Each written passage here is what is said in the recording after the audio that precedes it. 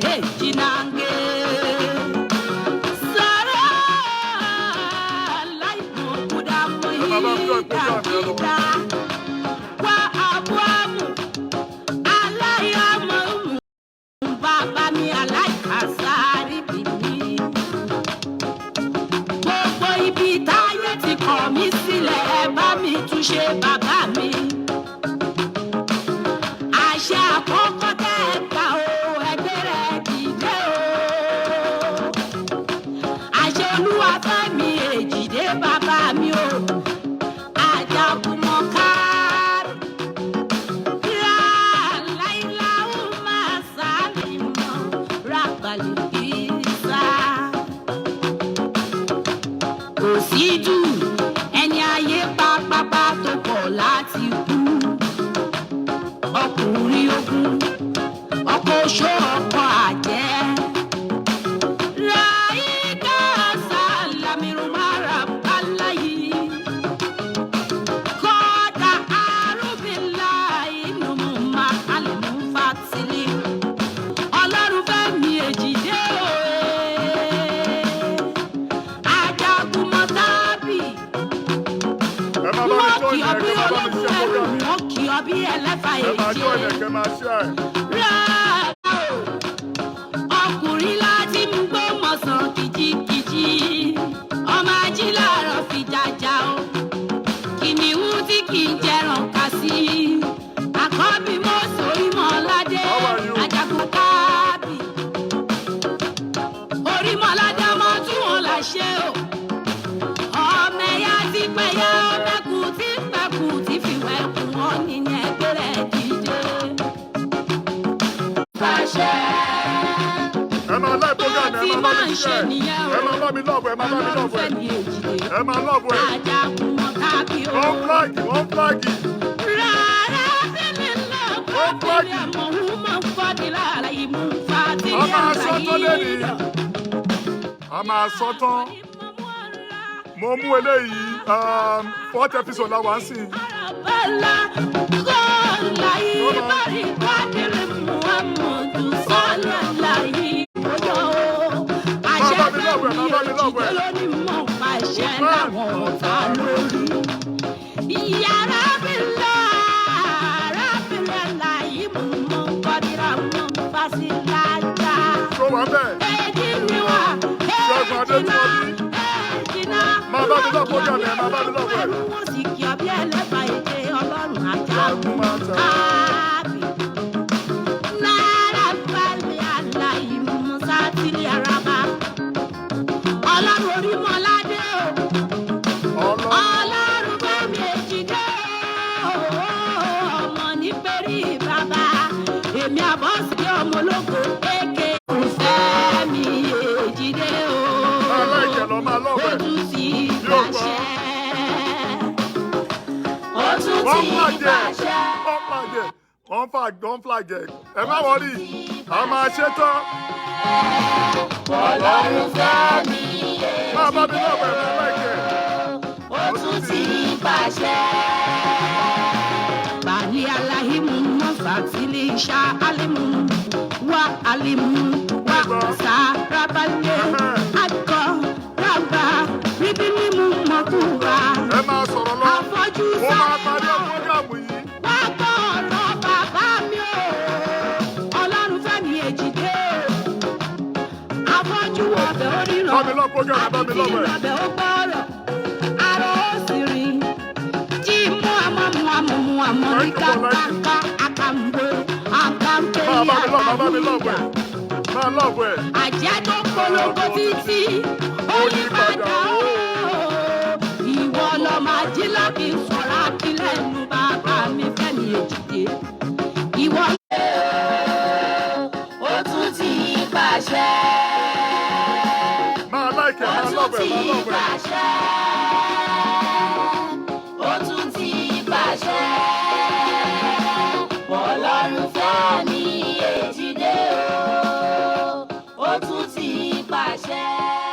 Yes, ẹ káàbọ̀ padà sí ètò yìí. Ẹ káàbọ̀ padà. Ẹ jọ̀ọ́ máa bá mi like, máa bá mi share. Mi ò lè ní time láti share nsìn. Please share this program as many times as you think you can get. You can share it. wọ́n flag program yẹn wọ́n fi pa flag ẹ̀ bọ́lẹ̀ kò ní sú mi program yìí ìdí tó fi pa TB Joshua mama analyze ẹ̀ lẹ́yọ kọ̀ọ̀kan fún yín títà máa fi débi òkè gbogbo àwọn ọ̀tá TB Joshua ẹ máa mọ̀ wọ́n lẹ́ni mo dẹ̀ máa kó àwọn evidences náà jáde gbogbo bọ́n ṣe ṣèkà fún TB Joshua gbogbo bọ́n ṣe set it up you will know it please invite more people share it share this program as many times as but story gbogbo èèyàn máa gbọ́ program yìí whether they like it or not this program will go on definitely yes this program will surely go on whether they like it or not so please keep on sharing the program and God is going to bless you as you do that for me Ọlọ́run tó ní gbogbo wa kò ní fi wá sílẹ̀ àdúrà gbogbo wa gbà ní àṣẹ Elédùmarè ní àṣẹ Ọlọ́run àwọn ọmọ ogun àdúrà wa gbà so please keep on listening to the program wow bọ́ ṣe flag the program yẹn lélẹ̀ my God so they are seriously flagging it wow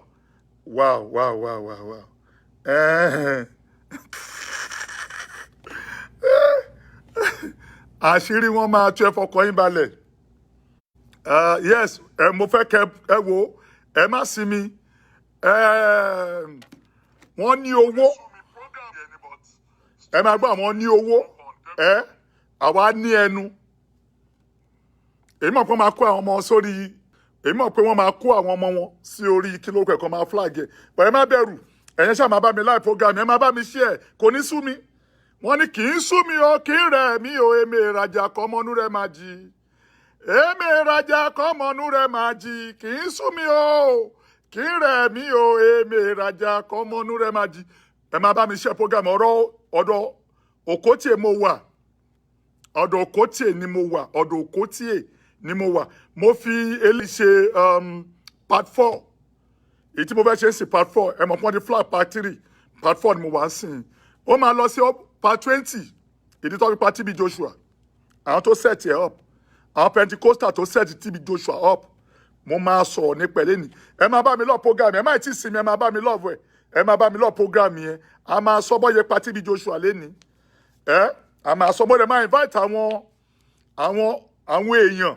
mo máa invite àwọn èèyàn tó máa dá sí program yìí àwọn náà máa sú kò ní sú wa bó jẹ́ talẹ́talẹ́ ni màá tún jáde lórí ọ̀rọ̀ yìí until táwọn àwọn people bá fi wá sílẹ̀ pẹ̀lú business wa until tó bá accept pé the African pastors wọ́n ní nǹkan tí wọ́n ń ṣe tí wọ́n kì í tó ń criticize wa or kò frustrate wa these are what they have been doing for a long time these are what they have been doing for a very very long time and now they must stop ẹ lọ́tẹ̀ yìí náà mo ń sọ nípa TB Joshua mo ń sọ nípa Òkótíè bó ṣe bẹ̀rẹ̀ láti máa frustrate TB Joshua nígbà tí ministry ẹ bẹ̀rẹ̀ ní early 2000 let's say 1998 1999 and 2000 bí Òkótíè ṣe bẹ̀rẹ̀ sí frustrate ẹ Òkótíè máa kúrò níbi tí ó wà hear me well ìyẹn Chris Òkótíè ó máa lọ sí gbogbo AIT a máa lọ sí NTA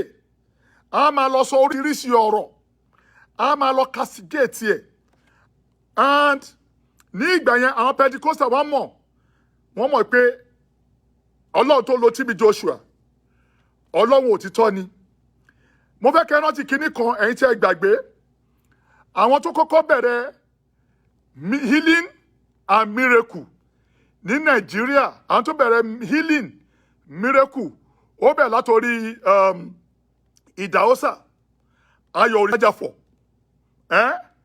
Ayọ̀ Orífájàfọ̀ Okonkwo and the rest of them àwọn tó kọ́kọ́ bẹ̀rẹ̀ healing service ẹ jẹ́ ká máa kó lọ ẹ má sì máa bá mi lọ program yẹn àwọn flag àwa continue we won't relent so yẹn sì ẹ máa kàn nílò ẹ máa bá mi lọ program yẹn tẹ bá fẹ́ràn program I love it now Òkótíè as who he is ó bẹ̀ sí lọ everywhere ọlọ́run pariwo èṣù ní TB Joshua and at the end of the day ẹ mọ̀ àwọn ọmọ tó wà lẹ́yìn TB Joshua náà ọ̀dàlẹ́kùnú wọn irú wọn ní Bísọ́lá wà ń bẹ̀ Moses Sulaiman tó ń pèrè ní Pastor Solomon sí yìí gbogbo ọ̀dàlẹ̀ ni wọ́n lò wọ́n fún wọn ní owó láti máa castigate TB Joshua àmì láti máa bá tiẹ̀ jẹ́, láti máa pariwo lórí ọ̀rọ̀ TB Joshua, láti máa sọ pé èṣù ni, ìkà ni, ẹ má dá lóhùn nǹkan kan. Tẹ́ bá rántí pé ní ìgbà yẹn Okotie yìí kan náà, this same Okotie, ìgbà tí Ọ̀yákìlómẹ lọ kí TB Joshua, Okotie ló bẹ̀rẹ̀ sí sọ pé kí àwọn Pentecostal máa welcome, kí Pentecostal máa welcome kí lórúkọ ẹ̀, kó máa welcome kí àwọn Pentecostal máa welcome Ọ̀yákìlómẹ mọ́ nítorí pé kí ni ó lọ gbàgbà lọ́wọ́ TB Joshua. Ìgbà tí TB Joshua máa respond ọ̀rọ̀ yẹn, TB Joshua wájá kọ́ mọ̀ yìí pé ọ̀rẹ́ òun ni ó wá kí òun, is there a crime pé èèyàn wá kí èèyàn? Is there a crime? Ìyẹn TB Joshua sọ yẹn, is there a crime wípé kí èèyàn wá kí èèyàn? And mo rántí pé TB Joshua dé sọ̀rọ̀ ẹ̀ ń gbà pé 2 heads is better than 1. At least ọ̀rẹ́ wá kí èèyàn wá kí òun, iṣẹ́ tó òun ṣe wá kí òun. And kí lẹ̀ ṣe? And thank God, Ọ̀yákìlómẹ ò sinmi. Ọ̀yákìlómẹ àti TB Joshua, they became best of all friends nígbà yẹn. Lágbára Ọlọ́run, ẹ̀mí mọ́nà bá. Praise the Lord. Ẹ jọ̀ọ́, ẹ máa bá mi lọ program on flag ẹ̀. Ẹ̀mí mọ́ balẹ̀ Ọ̀yákìlómẹ fúnra rẹ̀. Ẹ̀mí mọ́ balẹ̀ Ọ̀yákìlómẹ. Òun náà bẹ̀rẹ̀ sí ṣe àmì láti ọwọ́ TB Joshua. Ó bẹ̀rẹ̀ sí ṣe àmì, ó bẹ̀rẹ̀ sí ṣe ìyanu. Ìgbà tó yá, ìgbà tó lọ́ọ́ máa tú àṣírí Okotie. Okotie lóun fẹ́ dá, òun fẹ́, Olúwa sọ pé ẹ máa on flag program yìí gan-an. Ẹni tí wọ́n bá sòótọ́, ẹ máa bá mi share program, ẹ máa bá mi share program, ẹ jọ̀ọ́ ẹ máa bá mi share. Why tó ṣe ń flag tó bá yẹ pé irọ́ ni ó pa? Kọ́ challenge mi. Wọ́n lè láwọn fẹ́ wá sórí program, I'm ready fún wọn, gbogbo wọn challenge. They don't want ní láti flag the program yìí. Because people must know the truth. People must know the truth. Kí ni Okotie ṣe? Okotie dá party lẹ̀. Orúkọ party ẹ̀ jẹ́ ní kí sọ̀rọ̀ lórúkọ party Fresh Democratic Party ó fọ̀mù ẹ̀ ní ìgbà yẹn. And along the line, Ọ̀yákìlómẹ bẹ́ẹ̀ sì ń sọ kiri fún gbogbo èèyàn. Olúwa pé òun, Olúwa sọ fún òun pé òun máa, Olúwa sọ fún òun pé kí ipe òun lòun máa rúlu Nàìjíríà. Èmi ò wá mọ̀ bí tí Ọlọ́run ti ń bá èèyàn sọ̀rọ̀, tí Ọlọ́run ò kí ń múṣẹ. Bí mo ṣe ń bá ń sọ̀ lénìí, Okotie wà, bí mo ṣe ń bá ń sọ̀ ń sìn, bí mo ṣe ń bá ń sọ̀ ń sìn. Okotie kò sẹ́ni tó, in fact, ìmí ò tiẹ̀ sí. Mo gbọ́ níjẹta mọ́ nínú ẹ̀ ń dùn pé TB Joshua kú. Inú ẹ̀ máa dùn nígbà tó yẹ pé òun ló pa. Òun ló pa náà. Ó bẹ̀rẹ̀ ẹni tó ẹ̀ mọ̀ pé nígbà míì kò dìgbà tá a bá gbé ìbọn sí èèyàn ní orí ká tó pààyàn. Kò dìgbà tá a bá gbé ìbọn. Stress tí wọ́n fún máa yẹn ní ìgbà yẹn. Gbogbo èèyàn orúkọ náà pé TB Joshua. Wọ́n ní ó ń bá ejò sùn. Wọ́n ní àárín ẹranko ló ń gbé. Wọ́n kò sí nǹkan tí wọ́n sọ nípa yẹn tán. Àwọn èèyàn lọ. Kò sí nǹkan tí wọ́n sọ, àwọn èèyàn lọ. Ìjẹ́jẹ́ mọ̀ pé ní gbogbo ọ̀rọ̀ tí mò ń sọ fún yín. Ìjẹ́ mọ̀ tí wọ́n ṣe ń jo TB Joshua. Iṣẹ́ ìyanu tí TB Joshua ń ṣe, wọn ò lè ṣe é. Ẹ jẹ́ kí n gbé kọ́ọ̀lì náà. Hello Kọ́lá. Ẹ ká lọ ṣé ẹ wo program yẹn ni. Ok, ẹ jẹ́ kí n ṣe, ẹ pè mí padà díẹ̀. Ṣó yẹ ń sìn? Iṣẹ́ ìránṣẹ́ TB Joshua ó ju ti gbogbo wọn lọ. Èrò bẹ̀ sí ń ya wọlé even nínú Nàìjíríà. Ìkọ̀tún ibi tó kọ́kọ́ wà létí àbàtà tó kọ́kọ́ wà. Èrò gbá mọ́. Èrò gbá ta ló ń sọ pé kí n má mention name yẹn. Ẹ jọ̀ọ́ tó lọ ẹ fi mí lẹ̀ o. Mo fọlọ́run bẹ̀ yín. I need history. I need òtítọ́. Ẹ má sọ pé kí n má dárúkọ èèyàn. Èyí tó bá ní mo parọ́ kó challenge ọ̀rọ̀ yìí. Wọ́n lè fi láti wá sórí program kó wá dá challenge mi. Ṣẹ́ríṣù, èyí tẹ́ bá bẹ̀rù kẹ́ máa bẹ̀rù èmi ò ní ẹrú ẹ̀kọ́ ẹni bọ̀. Kò sí nǹkan tó lè ṣe fún wa àti jẹ egun ẹja mọ́ Ọlọ́run. Now, along the line, kí ló tún wá ṣẹlẹ̀? Níbo ni òkòkò wà? Wọ́n tún bẹ̀rẹ̀, àwọn ọkọ̀ tún wá bẹ̀rẹ̀ ogun pẹ̀lú TB Joshua. Ìgbà tó kìkì ẹ̀kan, NTA ń gbé, àmọ́rántí National Concord ayé ìgbà yẹn, wọ́n bẹ̀rẹ̀ sí ń gbé, gbogbo press bẹ̀rẹ̀ sí ń gbé ọ̀rọ̀ TB Joshua. Gbogbo press bẹ̀rẹ̀ sí ń gbé ọ̀rọ̀ TB Joshua. Everybody bẹ̀rẹ̀ sí ń gbé ọ̀rọ̀ TB Joshua. Everybody was like, kí ló ń ṣẹlẹ̀? Ta ni máa yìí? Ìgbà tó bẹ̀rẹ̀ sí ń sọ̀rọ̀ nípa TB Joshua. Wọ́n ní kò lọ́lẹ̀wé, wọ́n ní kò kàwé, wọ́n ní ta ni teacher. TB Joshua ní láti ní teacher. gbogbo bíbélì jẹ́ ká mọ̀ pé gbogbo wa ni àlùfáà, gbogbo wa ni àlùfáà. Ìwọ tó bá fi ara ẹlẹ̀ fún Ọlọ́run, Ọlọ́run máa lù ẹ́. Ipá kọ́ ni kó láti tú ẹ̀ lọ́bẹ̀ ẹnìkan. Ipá kọ́ ni kó tú ẹ̀ lábẹ́ ẹnìkan. That's the truth. Ipá kọ́ ni kó train ní abẹ́ ẹnìkan. Bí Ọlọ́run bá máa lù ẹ́ lẹ́ni, ó máa lù ẹ́. Bẹ́ẹ̀ mo sọ. Bí Ọlọ́run bá máa lù ẹ́ lẹ́ni, ó máa lù ẹ́. Ẹlòmíì wà àbímọ́ ni. Ẹlòmíì wà gbaṣẹ́ ìránṣẹ́ nínú oòrùn, nígbà oòrùn, which is ọ̀sán. Ẹlòmíì gbaṣẹ́ ìránṣẹ́ lálẹ́. Ipá kọ́ ni ẹnìkan láti ṣe. Ìgbà tó bẹ́ẹ̀ sọ ta ni trainee ẹ̀ níbo ló ti kẹ́kọ̀ọ́, ẹ̀mí èṣù ló ń lò, ẹ̀mí kinní kan. Ìgbà tí wọ́n kọ́kọ́ ní pé voodoo, ẹ̀mí gbá, ẹ̀mí kòkó bá ṣàsùn. Náà ń pe TB Joshua. But God is so merciful. Ọlọ́run dẹ̀ ń gbé ọmọkùnrin yìí, wòlíì yìí, Ọlọ́run dẹ̀ ń gbé dìde. Bó bọ́ ṣe ń bu tó, Ọlọ́run ń gbé dìde. Ọlọ́run bẹ̀rẹ̀ sí ń gbé dìde.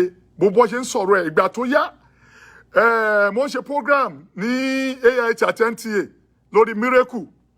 Ó máa ń fi agbára tọ́lọ́run fún, ó máa fi hàn àwọn èèyàn bọ́lọ́run ṣe ń ṣe. Nígbà tó yá, àwọn Pentecostal náà bẹ̀rẹ̀ sí ń sọ̀rọ̀. Wọ́n lọ́gbọ́n tó dá. Nígbà tó yá, wọ́n ní kọ́ wọn ò fẹ́ rí miracle rí, wọn ò fẹ́ rí lórí national broadcasting mọ́. Wọ́n dẹ̀ stop ẹ̀. Ìgbà yẹn àwa wà ní Lagos television. Ṣé nǹkan tó fojú èmi náà rí ní Lagos television mo fẹ́ sọ ni? Ìgbà àwa náà àwa ní Lagos television, àdẹ̀wà ní MITV, àwa ní Galaxy ní ìgbà yẹn. Now, wọ́n bẹ̀rẹ̀ wàhálà pẹ̀lú ẹ̀. Wọ́n bẹ̀rẹ̀ ogun. Ìgbà tó yá, àwọn Pentecostal kan nílùú Èkó, alàgbà yẹn ti kú sí i. Flagging pọ̀ o. Flagging pọ̀ o. Kí ló dé? Flagging èdè máa lágbára gan kẹ. Broadcast wọ́n yìí máa ń ṣe kiri nìyẹn o. Wọ́n máa ń flag kiri nìyẹn, but yóò ṣe. Ẹ bá mi lọ program yìí. Ìgbà tó yá, to cut the longer story short, ìgbà tó yá àwọn kan tún wà nílùú Èkó, ìyẹn ó ti dolóògbé lẹ́ni. Wọ́n pè ní Adégbéró máa sọ fún Pentecostal pé wọn ò gbọdọ̀ ní nǹkan ṣe pẹ̀lú TB Joshua. Èmi ò mọbi tí èèyàn, ìgbà yẹn Adégbéró ní PFM president Lagos State. Èmi ò mọbi tí wọ́n ti ń sọ fún èèyàn pé lágbájá èṣù ni. Èmi ò mọbi tí èèyàn ti máa ń dájọ́ èèyàn. Ẹni tí mo mọ̀ kó lè dájọ́ èèyàn ni Ọlọ́run Elédùmarè. Gbogbo ohun tí gbogbo speculation tí gbogbo yín sọ yìí, kò sí kọnu yín dí mọ́ sórí WhatsApp mi, lágbára Ọlọ́run máa send ẹ̀ sí lórí WhatsApp. Okay, ẹ jẹ́ n bá yín chat lórí WhatsApp. Mo lè má lè sọ ọ̀sẹ̀ kan sọ́pẹ́ yín ni. Sorry about that. Mo ń flag but wọ́n really flag lé ní gan. Wọ́n flag. Now, wọ́n pẹ́ àgbà ẹni Adégbénró, Bishop Adégbénró. Ó ti dolóògbé lé ní. Bishop yẹn, ó dìídì jókòó pé kò sẹ́ni tó gbọ́dọ̀ súnmọ́ TB Joshua. Bishop, I could remember Wọlé tó ní Mr. Wọlé Ọdẹ́rìndé tó ní kí ló kọ magazine ẹ̀ ń gbà yẹn kí ló kọ ma Christian Benefit wọ́n àtàkì Wálé pé ó gbọ́rọ̀ TB Joshua jáde. The same year tí wọ́n interview èmi náà tí Christian Benefit interview mi, wọ́n àtàkì Ọdẹ́rìndé. Wọ́n ò fẹ́ rí ẹni kankan, wọ́n ò fẹ́ rí anybody ju Pentecostal lọ. This is their design wọn nìyẹn. Design wọn nìyẹn pé, you know what, no any denomination must rule except us. Ìyẹn Adégbénró, ó gbá TB Joshua ṣọ̀tá tó fi kú. Ó wà ní ẹni tó set up. Ó wà ní àwọn tó fún Bísọ́lá ní owó. I'm telling you the truth. Ó ti dolóògbé ń sìn. Nítorí kí wọ́n ṣe ń bá máa ìjà ìgbà náà, whether they like it or not. Nítorí kí wọ́n ṣe ń bàjà. Wọ́n ń bá máa ìjà torí ògo tó ní, nítorí agbára tí Ọlọ́run Elédùmarè fún, wọ́n ṣe ń bàjà. Nítorí kí mo pé agbára tí Ọlọ́run Elédùmarè fún, òun náà ṣe ń bàjà. Ẹ máa bá mi lọ, ẹ jẹ́ kó máa flog, ẹ máa parí program yìí.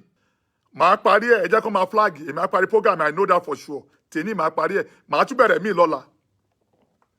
Màá tún bẹ̀rẹ̀ mí ní ọ̀la.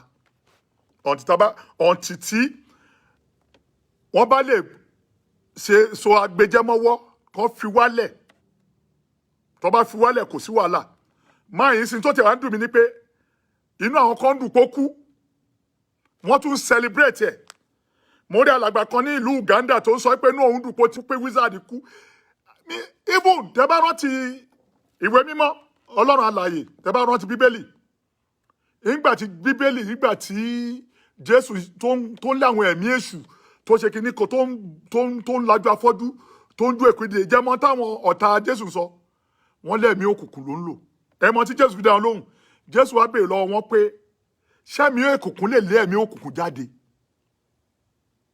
ṣé ẹ̀mí òkùnkùn lè lé ẹ̀mí òkùnkùn jáde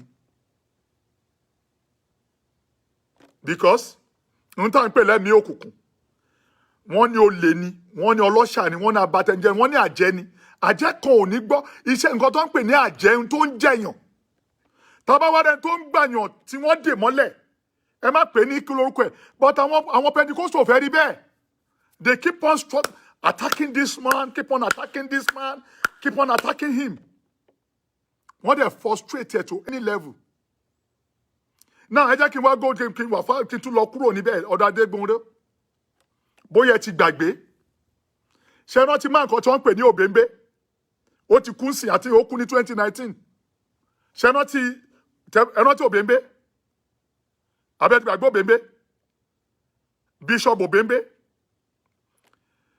ibi tẹ́ máa ti mọ̀ ìjẹ́gbọ́ títí Joshua fi kú wípé èèyàn kan fún ní owó ìjẹ́gbọ́ nínú ìtàn ìkọ́ tó ń sọ nípa Joshua ojú wípé Joshua nǹkan o ẹ̀mí òkùnkùn ló ń lò kíní kan igbá ṣòkùnkùn bàbá aṣáṣùn ìjẹ́gbọ́n bì kan tó sọ pé Joshua gbọ́ owó lọ́wọ́ èèyàn ìjẹ́gbọ́n mo believe pé kò sẹ́ni tó gbọ́ bọ̀ ní tí gbogbo wọn gbọ́ ni pé ó wà ní ẹgbẹ́ kan ni ó ṣe kíní kan ni ó ṣe kíní kan ni àná àwọn olóńpomagé tọ̀rọ̀ yìí bí kò kì í ṣe àwọn tí wọ́n jẹ́ tiwa àwọn ọ̀ka ènìyàn irú agbára tá a fún ìránṣẹ́ yẹn kò sẹ́ni tó ní nínú wọn ní.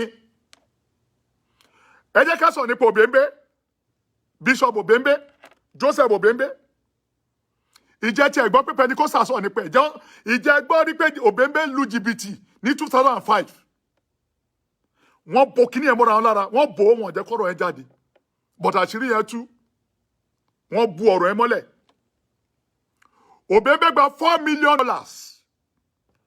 tó bá di lọ́la mo máa sọ bí àwọn Pentecostal ṣe ń mèkówó máa sọ fún yín bó bọ́ ṣe ń ra jet máa sọ fún yín lọ́la bọ̀ ẹ jẹ́ kí n mo kàn fẹ́ analyze this story eléyìí máa sọ fún yín lẹ́ni ẹ jẹ́ ká fìyẹn sọ́la Òbẹ́ńbé gba $4 million lọ́wọ́ Benny Hill gbogbo ìmọ̀ Benny Hill abẹ́rẹ́ ti gbàgbé ní 2005 ọ̀rọ̀ tí mo sọ ti bá parọ́ ẹ lọ Google ẹ̀ Òbẹ́ńbé gba $4 million lọ́wọ́ Benny Hill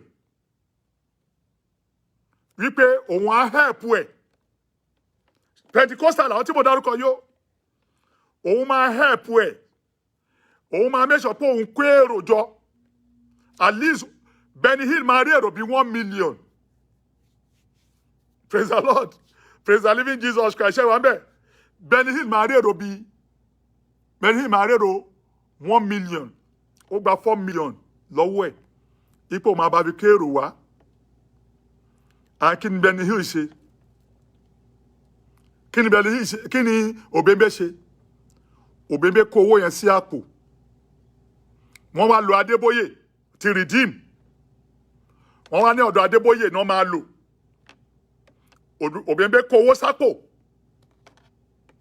mo fẹ́ ká mọ ẹni tó jẹ́ òjíṣẹ́ Ọlọ́run ni o ẹni tó ń wòde onídìí o tí mo pọ́n wòde tòun náà o ẹni tó ń wòde onídìí tí ó mọ̀ pọ́n wòde tòun náà Òbẹ́ńbé ó gba $4 million ìgbà tí mò ń sọ yìí Ayọ̀ Òrìṣàjàfọ̀ òun ni PFN president Ayọ̀ Òrìṣàjàfọ̀ ní CAN president wọ́n bu ọ̀rọ̀ ẹ mọ́lẹ̀ wọn ò jẹ́ kó gbọ́n pa ẹ̀ ẹ lọ Google ọ̀rọ̀ tí bá sọ yìí ẹ lọ Ọlárẹ̀wájú Òbẹ́ńbé ó kún 2018 ẹ lọ Google ọ̀rọ̀ tí mo sọ ẹ lọ Google ẹ̀ tí n bá purọ́ ẹ lọ Google ọ̀rọ̀ tí mo sọ bóyá mo parọ́ bóyá mo ń parọ́ mọ́ ni torí mo ń gbọ́ táwọn kan ní kí n má dárúkọ eléyìí ò ṣe pé wọ́n bà wọ́n jẹ́ nǹkan tó ń ṣẹlẹ̀ lèmi náà ń sọ fún yín èébú tó ń bú wa lèmi náà fẹ́ kọ̀ fún yín ẹ̀yin tẹ́ jẹ́ aláṣọ ara ẹ̀yin tẹ́ jẹ́ ẹ̀yin CAC ẹ̀yin sẹ̀lẹ̀ ẹ̀yin kérúbù mo fẹ́ kí gbogbo yín lísìn sọ̀rọ̀ yìí ẹ bèèrè lọ́wọ́ bèbè ṣé kò lu jìbìtì ni ṣé kò gba Benny Hill $4 million ni ṣebí Pentecostal president nígbà náà then how come ìjọ́rọ̀ yẹn ò di wàhálà nígbà náà ìjẹ́gbẹ́ pépà ò gbọ́ ọ̀rọ̀ yẹn nígbà náà ibi náà sọ̀rọ̀ òbèǹbé sí ìgbà tó sọ fún Òrìṣàjàfọ̀ ayé Òrìṣàjàfọ̀ ní kọ́ pipe low kó ń wádìí ọ̀rọ̀ yẹn dáadáa náà ebi tó bẹ́rí ọ̀rọ̀ yẹn sí dọ̀la nìyẹn TB Joshua tí ò mọwọ́ tó ń ṣiṣẹ́ ẹ̀ lọ ẹni kẹṣẹ́ àti àfẹ́sì máa yí ẹ̀yà bàjẹ́ at all cost ẹ jẹ́ ká nà máa yìí ká nà mọ́lẹ̀ at all cost ẹ jẹ́ ká gbá orí ẹ̀ mọ́lẹ̀ at all cost ìyẹn kọjá lọ the same ayé Obembe I mean kí lórúkọ ẹ̀ Joseph Obembe Ọlánrewájú in 2019 Obembe ó dùpù OFM ó dùpù ní $10 million $10 million ẹ gúgú ẹ̀ tí n bá parọ́ Obembe Bishop Obembe ẹ lọ gúgú ẹ̀ $10 million wọ́n gbé lọ sí court wọ́n gbé Obembe lọ sí court àwọn tí mo sọ ṣe ẹni bá wọn ṣe mẹ́kọ̀ owó wọn ṣe ẹni bá ṣe ra jet ẹni bá ṣe mẹ́kọ̀ owó wọn àwa tí à ń struggle àwa tá à ń sọ̀rọ̀ nípa ọ̀rọ̀ Ọlọ́run wọn ò láìkí wa ẹni èṣù náà ń pa wa nítorí àwọn mẹ́kọ̀ owó gbogbo wọn pátápátá wà ní government house they are all politicians in disguise mo ṣì ń bọ̀ mi ò tí ì dé ẹ ṣáà ní sùúrù ọ̀la màá sọ bí wọ́n ṣe ń mẹ́kọ̀ owó nínú Pentecostal ẹ wá rí màá dẹ̀ fún yín ní evidence sí wọn bó ṣe ń mẹ́kọ̀ owó wọn now and at the end of the day kí ló ṣẹlẹ̀ Obembe gba $10 million wọ́n bẹ̀rẹ̀ sí wọ́n fà á lọ sí kóòtù wọ́n fà á lọ wọ́n fà á bọ̀ Obembe ń claim pé $1 million lòún gbà Obembe sọ fún wọn pé $1 million tóun gbà yìí o $1 million tóun gbà yìí o pé owó táìtì tóun ni ẹ gbọ́ tí mo sọ ọ̀rọ̀ tí mo sọ ẹ lọ gúgú ẹ̀ ẹ lọ gúgú ẹ̀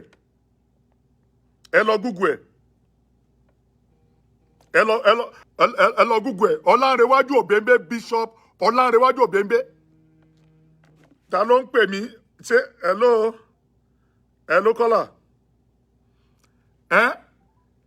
owó yẹn wọ́n gbé owó yẹn mì tí Obembe bá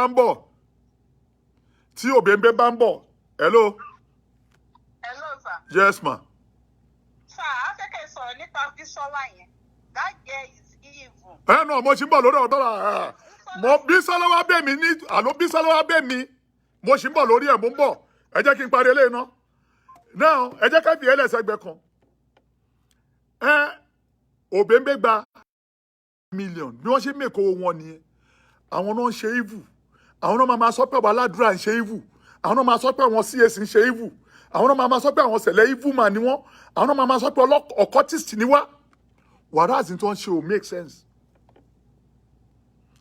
$10 million ọ̀rọ̀ tí mo sọ múlẹ̀ lọ Google ẹ̀ ayò Òrìṣàjàfọ̀ tó jọ rẹ̀ wọn tó jọ ga wọn ẹ ti gbàgbé ṣé ti gbàgbé ni wípé ayò Òrìṣàjàfọ̀ so ẹ má bínú àwọn ẹ má bá mi lọ program yẹn wọ́n flag mi ni ẹ má lọ program yẹn wọ́n flag ẹ ni ẹ lọ program yẹn wọn ò ní fẹ́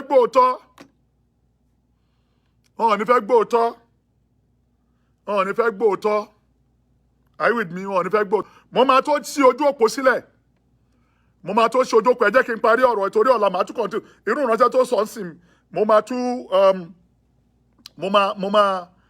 kí lórúkọ ẹ̀ mo máa kọ̀ntínú lórí ọ̀rọ̀ tiyẹn now àwọn pípù yìí ó dáa ẹ jẹ́ kí n tún lọ mo fẹ́ máa sọ àwọn àṣírí wọn kọ̀ọ̀kan fún yín ni o ìjẹ́ náà ti ẹnìkan tó ń pè ní Chris Okafor tó wà ní sáìdì ìjú Ìjàyè ṣe rántí ẹ̀ mo ń bọ̀ náà ẹ má kánjú mo fẹ́ mọ̀ bóyá ẹ jẹ́ ìwò náà bóyá mo lè rí program Okafor ó mo sọ ní ọ̀rọ̀ mi lẹ́ẹ̀kan pé wọ́n ń jowú TB Joshua ni kí mo wí wọ́n ń jowú TB Joshua ni ẹ jẹ́ kí ẹ wò ó mú wọn kọ́ máa ṣiṣẹ́ àmì iṣẹ́ ìyanu ó máa ń wọ̀n ẹ má bínú ẹ má bá mi láì program yẹn lọ ẹ má láìkẹ ẹ má yẹ kán gba ẹ má yẹ kí wọ́n ẹ má yẹ kán lágbára lórí program yẹn lẹ́ni èṣù ni wọ́n gbogbo wọn àwọn pípọ̀ mo fẹ́ kẹ́ ẹ rídìí wọn lẹ́ni mo yẹn ń sọ fún yín torí wọ́n ń criticize aláṣọ funfun wọ́n á máa criticize kí lorúkọ wọ́n á máa criticize aláṣọ funfun wọ́n á ní èṣù ni wá wọ́n á ní kinní kan mo fẹ́ já sí àwọn nǹkan kan tí ẹ ò rí ìdí tó yẹ ń bá TB Joshua jà ní pé wọ́n ń jowú ẹ̀ kí mo wí wọ́n ń jowú ẹ̀ ìdí tó yẹ ń bá jà ní ẹ̀ o ẹ wò ẹ tó ń pè ní ọ̀kafọ̀ lélẹ̀ yẹ wò ṣẹ́ ti rí ẹ tó ń pè lọ́kafọ̀ ní ẹ̀ o Pentecostal man ni o Pentecostal man ni o ẹ máa wo fake miracle ó hùn láti ṣe miracle ó hùn láti ṣe miracle ó hùn láti ṣe miracle ṣe máa gbọ́ o ẹ wo ọmọbìnrin ẹ wò ṣe rọ ọmọbìnrin ó dìbì kíní o ṣe ti rí àwọn Pentecostal lẹ́rìí yẹn o ṣe ti rí àwọn Pentecostal fẹ́ẹ̀kì lẹ́ ń wò yìí fẹ́ẹ̀kì àwọn miracle tó ń stage lẹ́ ń wò yẹn ṣe ti rí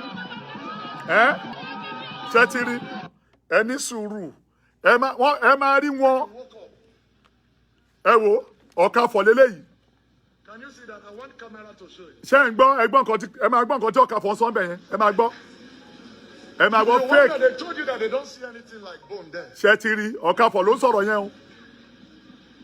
If witches can do this, ṣé ń rí ẹ wò ṣé ti rí ẹ wojú ẹ ṣé ti rí. my God can do better than witches. Yes. ẹ ń gbọ́. Yes. In the mighty name of Jesus. ẹ máa wò ó. ẹ máa wò ṣe rí. Mighty name of Jesus. ẹ máa wò ṣe rí ẹ wòran ṣe rí fake miracle ṣe ti rí ọmọbìnrin yẹn náà ẹ ti rí obìnrin abẹ́ẹ̀ rí ṣe rí ó hì lóbìnrin yẹn lójú ẹ̀ nìyẹn o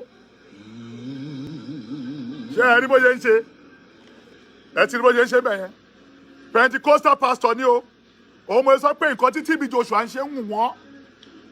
I retrieve her bone from the. ẹ tún máa wo ẹ tún wẹ lómi. ẹ wo ẹ ṣe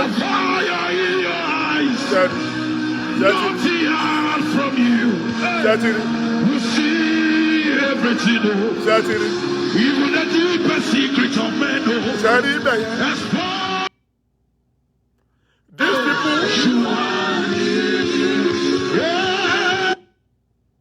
Shari, this man.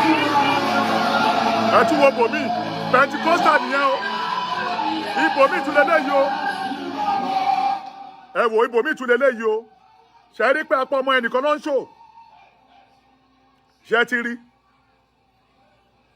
kò tún ṣọ̀rọ̀ ọ̀kafọ̀ nìyẹn o now ní tí mo fẹ́ fà lórí ọ̀rọ̀ yìí ni pé nǹkan tó dáhùn wọ́n kàkà kọ́ lọ bá TB Joshua pé gbàdúrà fún akáà náà lè nírú agbára yẹn pé gbàdúrà fún wa o káà náà lè nírú agbára yẹn instead of that wọ́n bẹ̀ sí ń bu ẹjọ́ eléyìí tẹ́ ẹ wò yìí tó jẹ́ fake yìí pásítọ̀ bíi mẹ́wàá àbí márùn pásítọ̀ márùn ló lo ọmọ yẹn pé apá ẹ̀ gé wọ́n máa ń stage manage ni kò dẹ̀ síbi tó ti gba stage manage bí kò ń ṣọ̀dọ̀ àwọn ayò òrìṣà fọ́ ibi tó ti gbá nìyẹn because gbogbo life wọn fake ni ohun tí TB Joshua ṣe fún wọn tó fi di ogun máa yìí jáde ẹ̀mí ọlọ́run lo máa yìí ọlọ́run Olódùmarè ń lò ẹ̀mí mọ́ ń lo máa yẹn are you with me wọn ò wá lè ṣe kinní yẹn wọ́n wá bẹ̀ sí stage manage praise the Lord no ṣe bẹ́ẹ̀ rí sìn abẹ́ẹ̀ rí kí mo náà ṣe wọ́n bẹ̀ sí ṣe kinní wọ́n bẹ̀ sí stage manage wọ́n do onírọ́ kalẹ̀ wọ́n di ìkà èèyàn kalẹ̀ kí mo náà dì wọ́n wá bẹ̀rẹ̀ sí ń soríṣi nípa TB Joshua kíní kan àwọn òòrùn tí wọ́n yé kíni o wọ́n ọ̀ràn tí wọ́n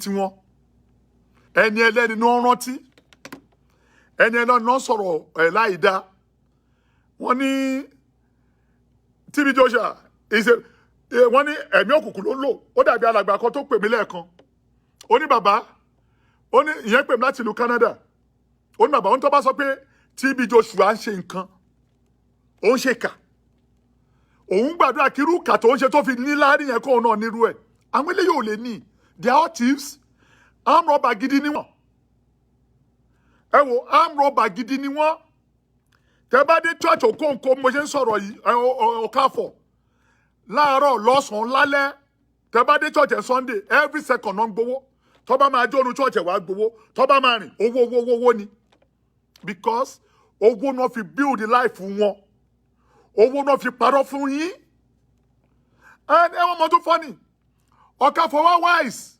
Okafor mo fẹ́ sọ̀rọ̀ yìí very wise man ìgbà tó mọ̀ pé àṣírí òun ti tú ó wá bẹ̀ sí pé owó fún àwọn èèyàn ní ṣọ́ọ̀ṣì ó wá ń gbà pò ráìsì fún wọn kó lè fi di ẹnu wọn ṣáàdà mọ̀ pé àwọn tó bá ti wá brush brain ni wọn pápá náà máa pè é lọ ẹ ti gbàgbé ọkùnrin kan wà ní South Africa tó lóun jí òkú dìde ṣèbí Pentecostal náà ni ní South Africa tó lóun jí òkú dìde gbogbo wọn fẹ́ mú wà bíi TB Joshua ṣẹ́ni tó bá ṣe pé network ó da lẹ́ni ni mi ò mọ̀ bóyá mo lè pe ẹnìkan sí i ẹni tí TB Joshua ṣiṣẹ́ àmì tó iṣẹ́ ìyanu fún tó pè mí lánàá ìpè bàbá kó o máa pa irọ́ tàn yín ó ní bàbá kó o máa pa irọ́ tàn yín TB Joshua help òun rí ó ló help òun ó develop òun mo bọ̀ máa wá orúkọ ẹ̀ jáde sí i máa play ẹ̀ máa pè é fún yín ẹ̀ gbọ́ nǹkan tó sọ nípa TB Joshua ẹ̀ gbọ́ nǹkan tó sọ ẹ̀ tún gbọ́ nǹkan tó máa sọ nípa ọ̀rẹ́ ẹ̀ ẹ má bínú o ẹ má kánjú o ẹ jọ̀ọ́ ẹ má bá mi lọ program ẹ wọ́n flag ẹ ẹ bá mi lọ program ẹ wọ́n flag ẹ jọ̀ọ́ ẹ bá mi lọ ẹ ẹ bá mi lọ program ẹ wọ́n flag ẹ jọ̀ọ́ ẹ bá mi lọ program yẹn torí wọ́n flag program ẹ bá mi lọ ẹ bá mi like wọ́n flag program yẹn wọn ò ní fẹ́ kí ẹ rí òtítọ́ wọn ò ní fẹ́ kí ẹ rí òtítọ́ wọn ò ní fẹ́ kí ẹ rí òtítọ́ wọn ò ní fẹ́ kí ẹ rí òtítọ́ wọ́n flag yẹn wọ́n flag program yẹn so kí mò ń fàyọ fún ẹ̀yin tẹ́ ń gbọ́ mi bíbá yìí ni pé àwọn people yìí hello how are you sir. I'm very fine, sir. I can see they were flagging your show seriously wọ́n flag show yẹn wọ́n flag They know what they did. wọ́n mọ tó ṣe They know what they did. wọ́n mọ tó ṣe They really sent their agent out. bẹ́ẹ̀ ni That show wasn't old. àwọn ẹni èṣù àwọn ẹni ẹ̀kọ́ They know what they very evil people. That is the reason why they sent all their agents out. bẹ́ẹ̀ ni So that program doesn't.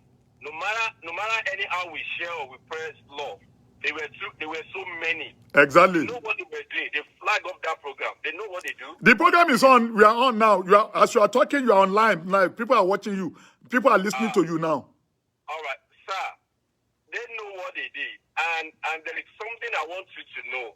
You see, the problem of Nigeria lies on this so-called Pentecostal or whatever. Yeah. If you observe, in Nigeria, they believe that we pray more, we have the number of churches, people go to church from Monday to Sunday, every day program and stuff, and still we still remain in one place. The reason is that the people who are supposed to live by example, they were devil. Yes. Okay, let me ask you one question. The Bible even tells us that the devil came to steal, Yes. to kill, Yes. and to destroy. Yeah. Okay, they say TB Joshua is a devil. Uh-huh. Where did he steal? Where did he kill? Where did he destroy? Exactly. That's what I'll be asking them. And if we said you are more holier than TB Joshua, that TB Joshua is a devil, why can't you, clinch TB Joshua or take off the devil out of him and make sure he gains his salvation? Is this you persecute him, even if it's devil? Yeah. Sir, let me tell you, I don't talk about what I don't know. Yeah. I share the story that I knew. Okay. My dad's house is at Agor Palace Way in Nokota. Okay. the former GO of Foursquare Church. Okay. His house used to be in Agor. Okay. I'm talking about 2004, 2003, or before I. That is Badejo. You are talking about Badejo, right? Yes, Badejo. Yes. We'll say Badejo. Yes. His house is very close to my dad's house in Agor, Nokota. Yeah. Then there is a boy who used to be our friend. Then, because all the landlords at Agor, they employ Odudua people to be the security guide of every street. And this particular friend of ours was coming from club in the midnight. And the OPC people, being the people that guide most of the streets in Agor, they did thing with all this, their juju or whatever. Yeah. And the guy left leg was paralyzed. Wow. His parents took him to different hospitals. They couldn't see a solution to the problem. Wow. And somebody advised the parents to take the boy to Synagogue Church.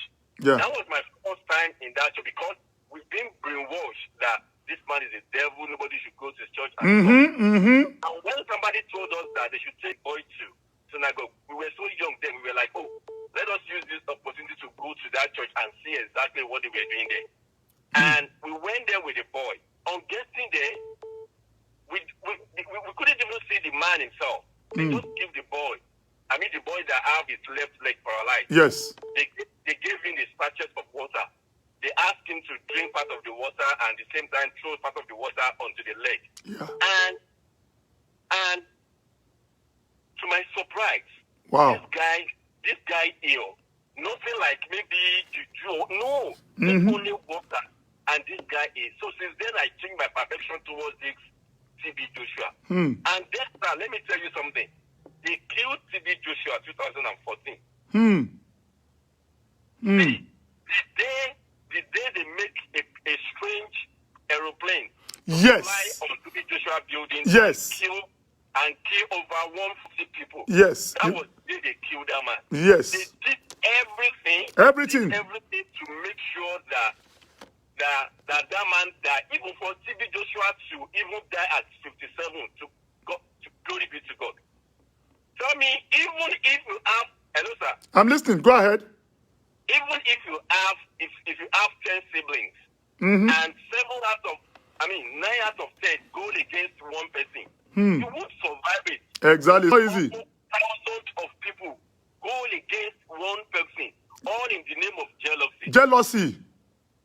All in the. I'm not a TB Joshua church member. Yeah. But I tell you what I knew.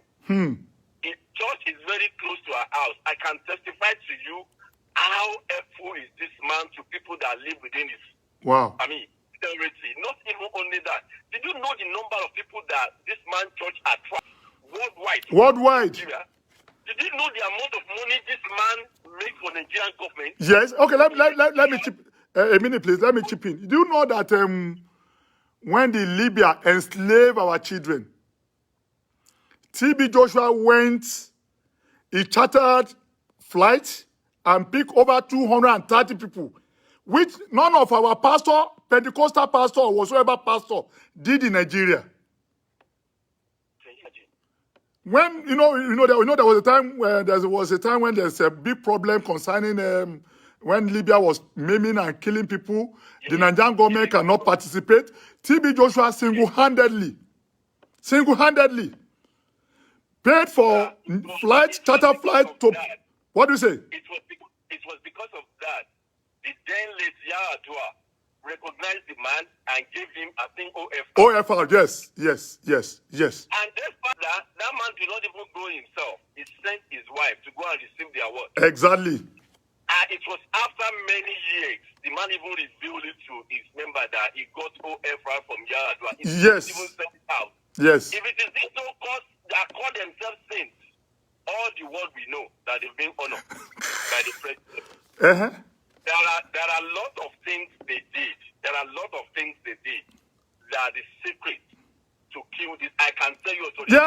Even they even went to list. They even go to. You know what? They became courtesan just because of TB Joshua. There was a man. I don't know if I can lay my hands on the. I don't know if I can lay my hands on on the video. The man is a Pentecostal man.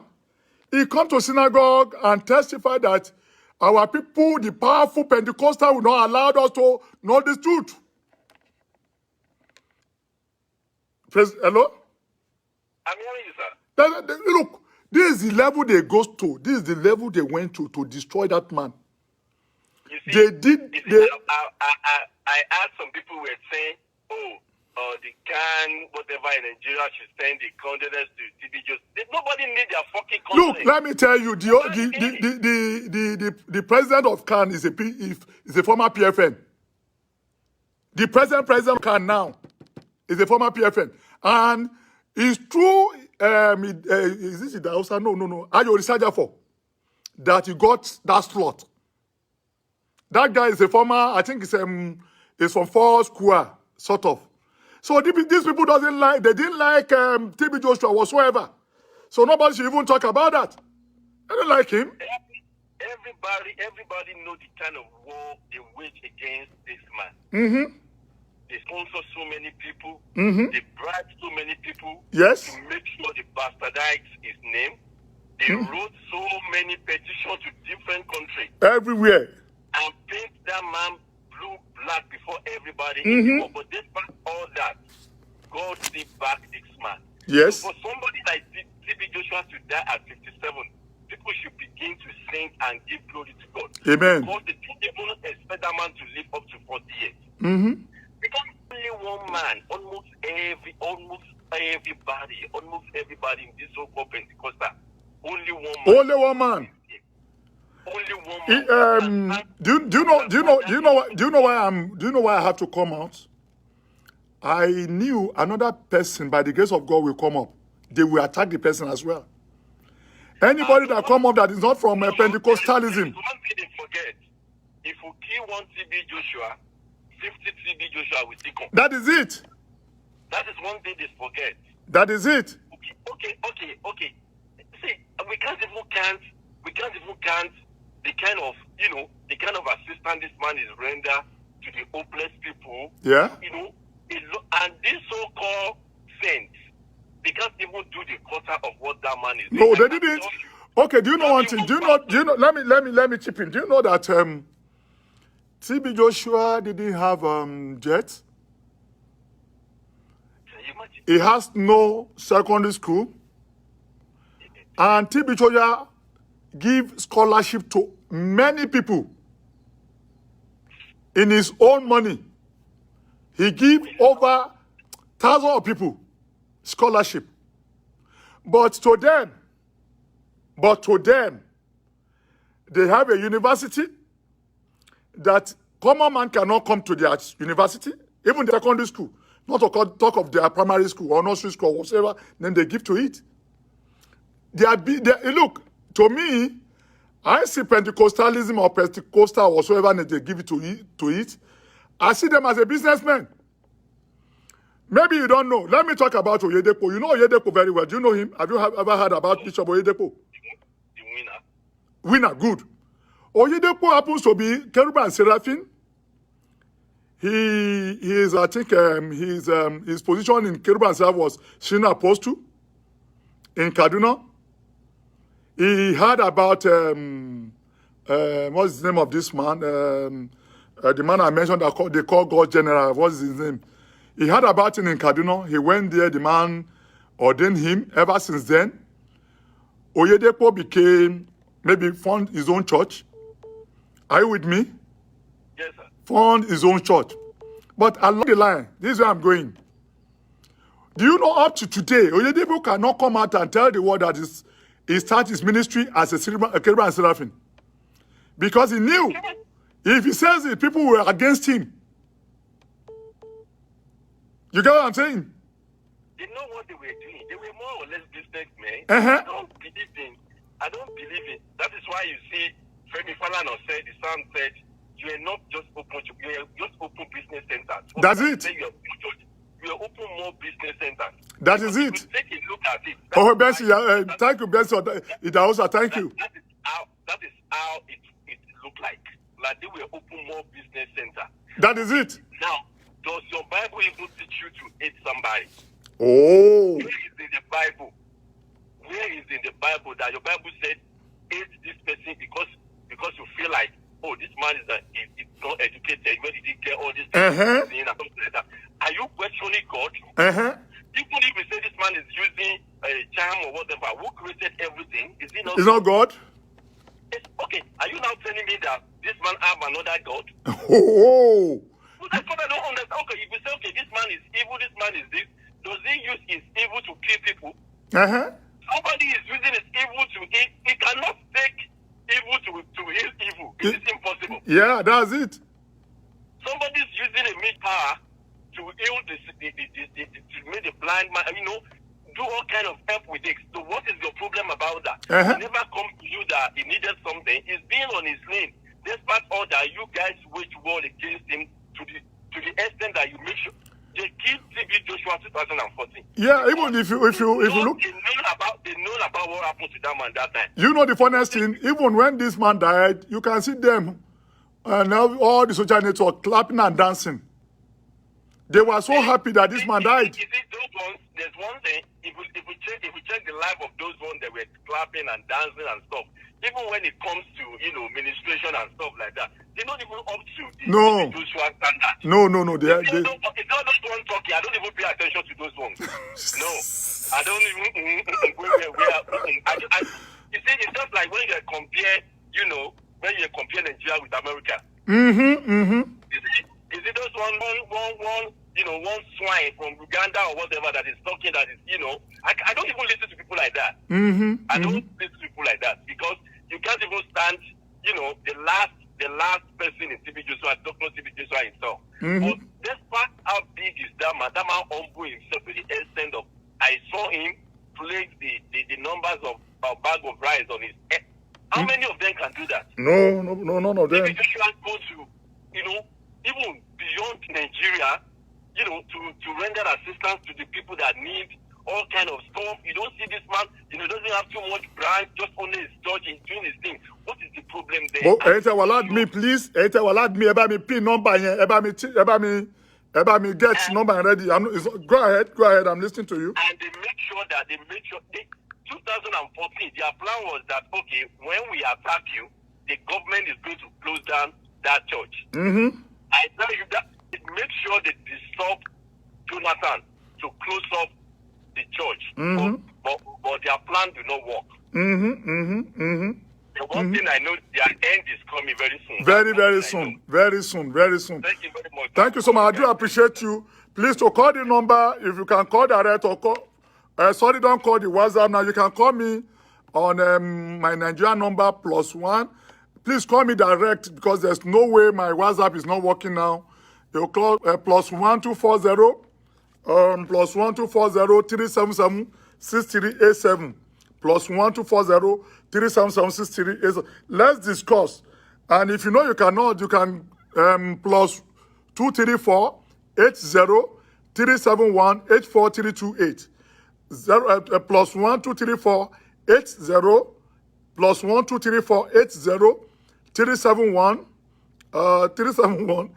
84328. You can, if you want to contribute, if you want to call me direct, you can call the direct 124 377 6387.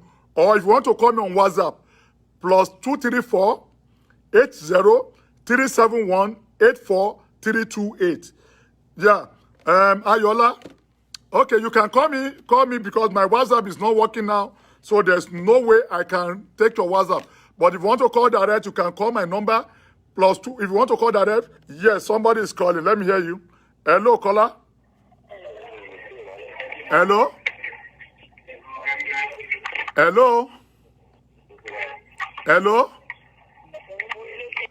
Please keep on calling. Please, if you want to call, please, you can keep on calling. You can call me on you can call me direct.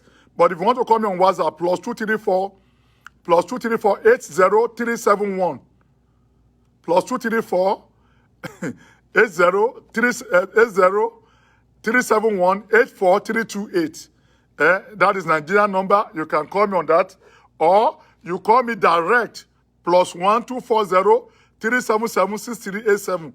Please, you can keep on calling this number As I would like to, I don't know if I can pin this. Okay, pin. Now, okay, I'll pin it. I think I'll pin it now. Hello, caller. Hello. Hello, please. I call the phone here. I just call the phone here, please. Hello, sir. Hello, sir. I call the phone. Ẹ kálẹ́, sir. Orúkọ mi ni Wòlíì Àbáyọ̀mí láti Nàìjíríà. Wòlíì Àbáyọ̀mí láti Nàìjíríà, ẹ pẹ̀lẹ́, sir. Ìyẹ̀bà Ṣàlàbí Àlẹ́wà. A dúpẹ́ lọ́dọ̀ Ọlọ́run. I so much like your program. Thank you so much. And may God bless you. Amen. You know one thing I want to tell you about the death of TB Joshua. Okay. I see him as a giant, Wow. as a lion Wow. that silence The oppressors. who feel the oppressor. Yeah. He silent his glory alone silence a lot of people. And that is why they are rejoicing when he is no more.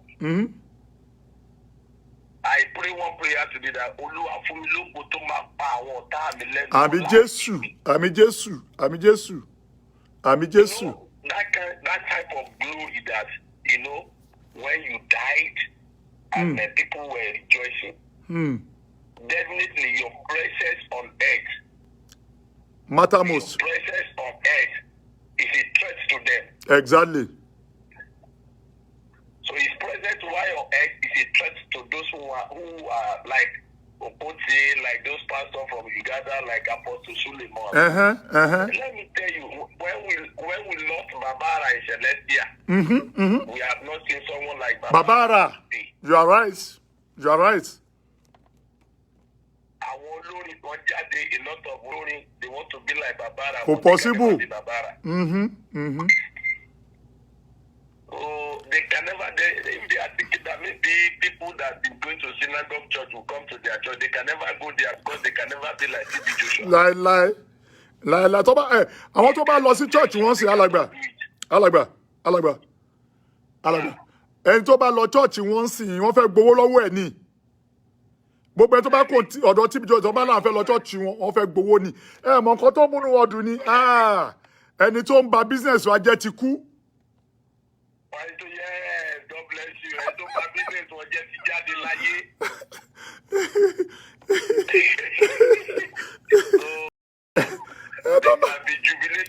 Inú wa dùn pé ẹni tó ba business wa jẹ́ ti kú o. Okotie tó ń sọ̀rọ̀ yìí ṣebí ó mu consulate Okotie mu ní Ọ̀rẹ́gùn ó sì mu consulate dọ́là. Èmi ń sòótọ́ fún yín. You know one thing about Okotie? Yeah. To God he never made me. God showed me his temple yesterday. He called his Omar and obìnrin tó wà ní temple and girlfriend. God showed me yesterday afternoon. This is a live show and I'm saying it loud and clear. God showed me his temple in the afternoon yesterday. There was a woman there. He called that woman his girlfriend. That is the power, the source of his power. I want to blow it out, but it's not yet time to say that. Àṣírí ẹ̀ máa tó tú. Even he said that he's calling someone a wizard. He's using marine power. Bẹ́ẹ̀ni, àṣírí ẹ̀ máa tó tú. Even what kind of is it a kind of grammatical error he's talking? Is it about all that kind of grammatical story? He want to prove that he's more educated than everybody. I want to prove that he's more educated, but there is something we call grace. Yes. Education cannot stand where grace is speaking. You are right. Hallelujah. You are right. Hallelujah, sir. We are very, very right. Stand grace. So they can be rejoicing. He has come and he has lived a life God has destined him to live. Yes. And he has made a lot of impact. May his soul rest in peace. Amen. Thank you, sir. Thank you. I appreciate you. Yeah, God bless you. Yes, sir. Okay, Wòlíì Àbáyọ̀mí láti Ìbàdàn. God bless you. You can call that number +1. Call me direct if you want to be partaker of this program. +1 240 377 6387. That is the number. If you want to call on my WhatsApp, +234 80 371 84328. You get it? That is the number. If you want to call it, all depends on how you want to call it. But the truth about the content láti sọ lẹ́ni ni pé nǹkan tá à ń tọ́ láti sọ fún àwọn èèyàn lẹ́ni òun ni wípé TB Joshua, okay, jẹ́ kí n gbé kọ́ọ̀lì. Hello, caller. Hello. Hello. Yes, ma. Yes, Daddy, I want to say this. You see, our people are very wicked. Wow. What's your name, ma? Our people, especially Yoruba. What's your name, ma? What's your name, ma? Kí lorúkọ yín, ma? Tóyìn ló sọ̀rọ̀. Níbo lẹ ti ń pè, ma? Láti America. Okay, go ahead. Mo mọ̀ pé láti Maryland mo kàn fẹ́ clear ni. Mo ń gbọ́dọ̀ yín. Our people are very wicked. Ẹ̀rí pé tó bá jẹ́ pé Igbo ní TB Joshua, wọn ò ní gbógun sí báyìí. Ẹ̀rí pé àwọn tó gbógun sí TB Joshua gangan, most of them are Yoruba. Yes. They are very, very wicked. Thinking of Baba Yushe, Daddy, I can remember very well when God is busy in Opaja then. Ṣé mo bá òun wò ní ẹgbẹ́ yín náà ló gbógun? Bẹ́ẹ̀ni. Ṣé mo ṣe pèsè yín? Bẹ́ẹ̀ni. You know, Ẹ ti ẹ̀ rántí. You know, but now until our taba mọ̀ yìí délé náà máa mọ̀ pé Baba Yushe, it's not like kò rí bẹ́ẹ̀ ṣe ń sọ yìí. People are evil. Mo máa ń ṣe mí láàánú, mo tún wá wò pé mo Baba yìí only preach about love. Yeah. You can't go to all these big churches kẹgbọ́ bẹ́ẹ̀. The thing nǹkan tẹ́ máa gbọ́ ni owó. Bẹ́ẹ̀ni. Owó ṣe máa wọlé. Bẹ́ẹ̀ni. There was a time tí mo lọ sí Redeem kan tó wà ní Lekki. Yeah. Kí lorúkọ David church mayan David ni your pastor wọn. Kí ni testimony tó ń give bẹ́ẹ̀ yẹn? Testimony somebody buy laptop, somebody. Ìkan táwa ṣe ń tọ́jú eléyìí ni. They will be looking at you. Tó bá rí yín pé dressing yín ò ṣe bí tàwọn big woman yẹn, they will not even allow you to go to the front. Wow. They'll be looking at you. Those people from there, Redeem anyone and be me lotto. Because they don't practice love. They don't even show love. They don't even do anything about love. All they know is money, high class, business. Yeah, owó ni wọ́n fẹ́ dàbí wọ́n fẹ́ sáré make owó. Do not forget about this Bisola. That girl is evil. Ibus, I tell you, Bisola come to Ogosioni. She flag him back to back. She flag him back to back. Because one second, want to make anybody to pass so Tony Paman, one man attack here. We won't tell you attack. Know who I am? I know. But the first day tomorrow morning, yes, I was so happy. I said yes. Can you imagine? Go carry but Daddy, for you, respect for that. Thank you. I know you have that mind. Nobody can face it. I know that. Thank you, Dad. Thank you. Okay, sir. Daddy, carry on, sir. Okay, thank you, Daddy. Is it? Tí ó bá jà wá náà fẹ́ bá jà ni èmi ò gbàgbọ́. Ẹ má bínú, èmi ò gbàgbọ́. Èmi ò gbàgbọ́. Àwọn yẹn lè gbàgbọ́. Ẹ mọ̀, gentleman TB Joshua. He's very gentle. He wants to prove the world. But look, this is me. You know. And TB Joshua, no raw. Koro. But in Baba, you can call my number 240-377-6387. Listen, let me tell you something that you need to know. TB Joshua is a lion. This is Lucky Odiase. Hello, sir. Who is on the line, please? This is Lucky Odiase. Lucky Odiase. Where are you calling from, sir? Calling from Canada. Oh, calling from Canada. Go ahead, sir. Yeah, I just want to contribute my sincere-hearted expression about the way most Nigerians are criticizing our brother TB Joshua. Yes, sir. And I want to first and foremost appreciate you that is bringing this program to life for people to hear the sincerity of the man of God. Thank you so much, sir. I see you as one of the sincere men of God in Nigeria. Thank you so much, sir. I don't speak about this, but I felt disturbed since yesterday when I started seeing a lot of critics about TB Joshua, now that he's gone. He wasn't criticized when he was alive. Like I said, if the man is a cultist, I want to be in that court right now so that I can affect the lives of people the way TB Joshua affected the life of people. I'm not a follower of TB Joshua. People like that, but listen to their messages and I watch them. Yes. I want to tell those Nigerians, especially people like Chisokote and all, nobody knows tomorrow. Nobody knows when his own time is coming. TB Joshua has finished his race. They should allow him To rest. and face his judgment. Their judgment is coming before him. TB Joshua has shown love according to the book of John 13:34. Wow. The new commandment have I given you. Love thy neighbor as For I the- have loved you. Yes. For a friend to have laid down his life for a friend. Many of these pastors don't preach that. They only preach time. They only preach giving. Sow a seed. But this man, I never had him one day sow a seed or bring No. time to the house of God. They should allow him rest. Chisokote was a student of Bendel State University. Yes. Ekuma. You're right. Then he was smoking in their head. India Ham. I know him personally. He smoked India Ham. He smoked when he was, when he was in Tabasin record and EMI record. I remember him very well. He smoked India Ham. He smoked consulate. He was drinking Okoko around the school. He didn't make it there. I was not a student, but I was from the village where the university started. I'm from Ujone in Ekuma. So I had a friend who they were in school together. I see them every day. Before God now gave me my own admission and then I left Ekuma. I grew up in Ibadan. I speak Yoruba. That is why I was able to listen to your message. Thank you. I'm from Edo State. So they should allow Papa Joshua to rest and face his judgment. Yes. Because the Bible has told us after death Is judgment. Every of us will face that judgment. One day, but nobody knows the time. Yeah. You're very right. That is my contribution.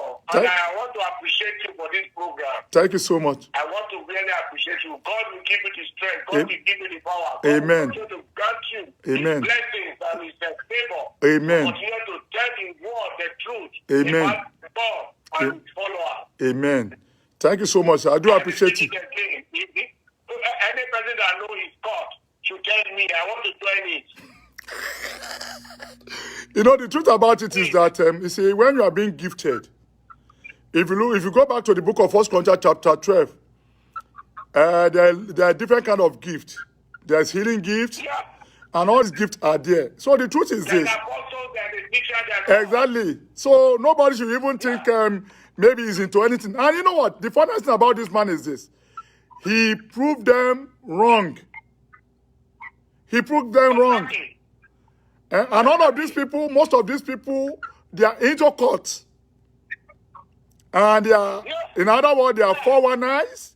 They are Yahoo people. I know a pastor who is a Yahoo pastor. I know them. We know them. We know them. So the question is this. Sometimes when they criticize this man, I always laugh. What has this man did? I'm expecting them to come out and say I'm expecting them to come out and say, we saw him, we catch him. Till this man died last week, nobody can pinpoint that this is what he did. Oh, what they usually say, they say it's inside Ogboni, there's inside the sea, there are other others. There's into court. May God be with them. I will join Ogboni very soon because if God can impart me in Ogboni and impart life, I want to be there. You see? Because that means he went there for a good thing because the whole world are talking about his head. Yes. His humanitarian assistance. Look at old women, widower. Look at how he settled the former president of Liberia. Yes. And Sergeant told to family. Yes. Who said they will kill each other anytime they see themselves. But only TB Joshua was able to settle those families. Even you see what happens to the president of Tanzania. The president of Tanzania, TB Joshua imparts them. Yeah. Yeah. So where are other African leaders? Where were they? Even in Africa or in the world, they come to TB Joshua without visiting the president of Nigeria. Yes. So what are these man? Although he said it all, he disappointed a lot of them. Yes. Even in years, 20 years ago, 25 years ago, somebody went to Idahosa, Bishop Idahosa, to say, look at this man. I remember what Bessie told them. He said, listen, if this man crossed these 7 years, that means he's a man of God. If he doesn't get to 7 years, that means he got his power from somewhere. But TB Joshua has been existing now for more than 20 years. Before his dismay came on Saturday. So, well, God knows where TB Joshua is. And with my own knowledge of spirituality, Papa Joshua is in heaven. Amen. The Bible makes us to realize that the men are the mouthpiece of God. So majority have spoken wellness and goodness of TB Joshua. Just like you said in the morning, Billy War Shopper, same thing. Yeah. Why are we destroying our indigenous institution? Living legends. Living legend. Oshopa, I was in Sele for years. Oshopa left Mokola Ibadan. My husband, when he was going back, when he had the accident. Yes. He's a mortal human being. Yes. Anything can happen to anyone. Exactly. It doesn't mean that he was not a child of God. Yes. God so appointed time is what matters. Yes. Everyone has a day written on his name. So, but look at therapy. Thinking, what of Obadare that was blind? For God's sake. Obadare. Oh. Okay, Obadare or CAC. Yeah. CAC. Obadare was a blind man, but he quotes the scripture more than those of them who said they have their eyes. Exactly.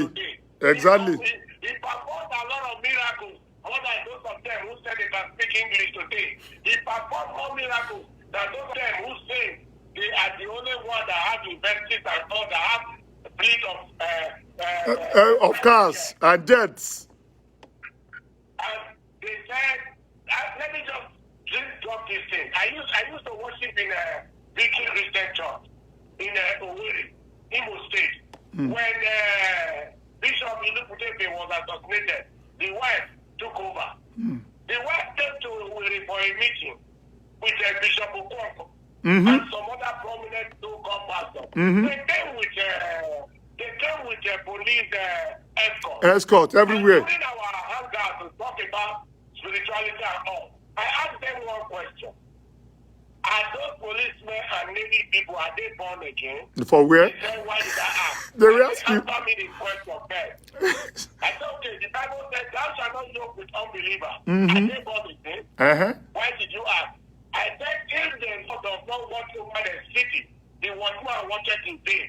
So are you telling me that your security is in the hands of those policemen? Exactly. Oh. You'll be seeing them all. If you are in Nigeria, you'll be seeing them everywhere. Going along with police. Police escort everywhere. So that was it. I told them. For me, I believe in God. I don't need the security of any man. If God cannot watch over me, let anything want to happen to me happen to me. Exactly. Okay, sir. Let me leave you because a lot of call coming in. Hello, who's on the line? Hello.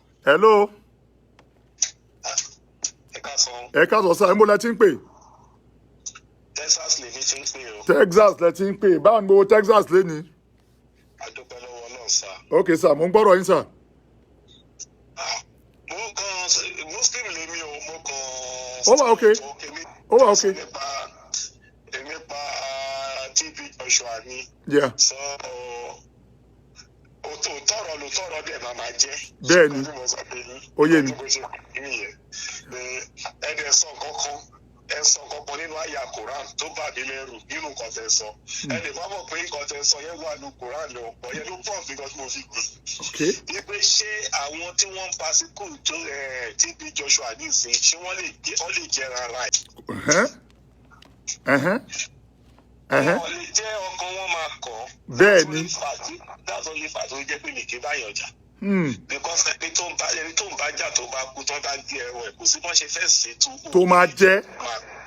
Because bí Quran ṣe sọ nìyẹn pé ṣé ẹnìkan nu yín fẹ́ láti jẹran ọmọ ìyá ẹ̀.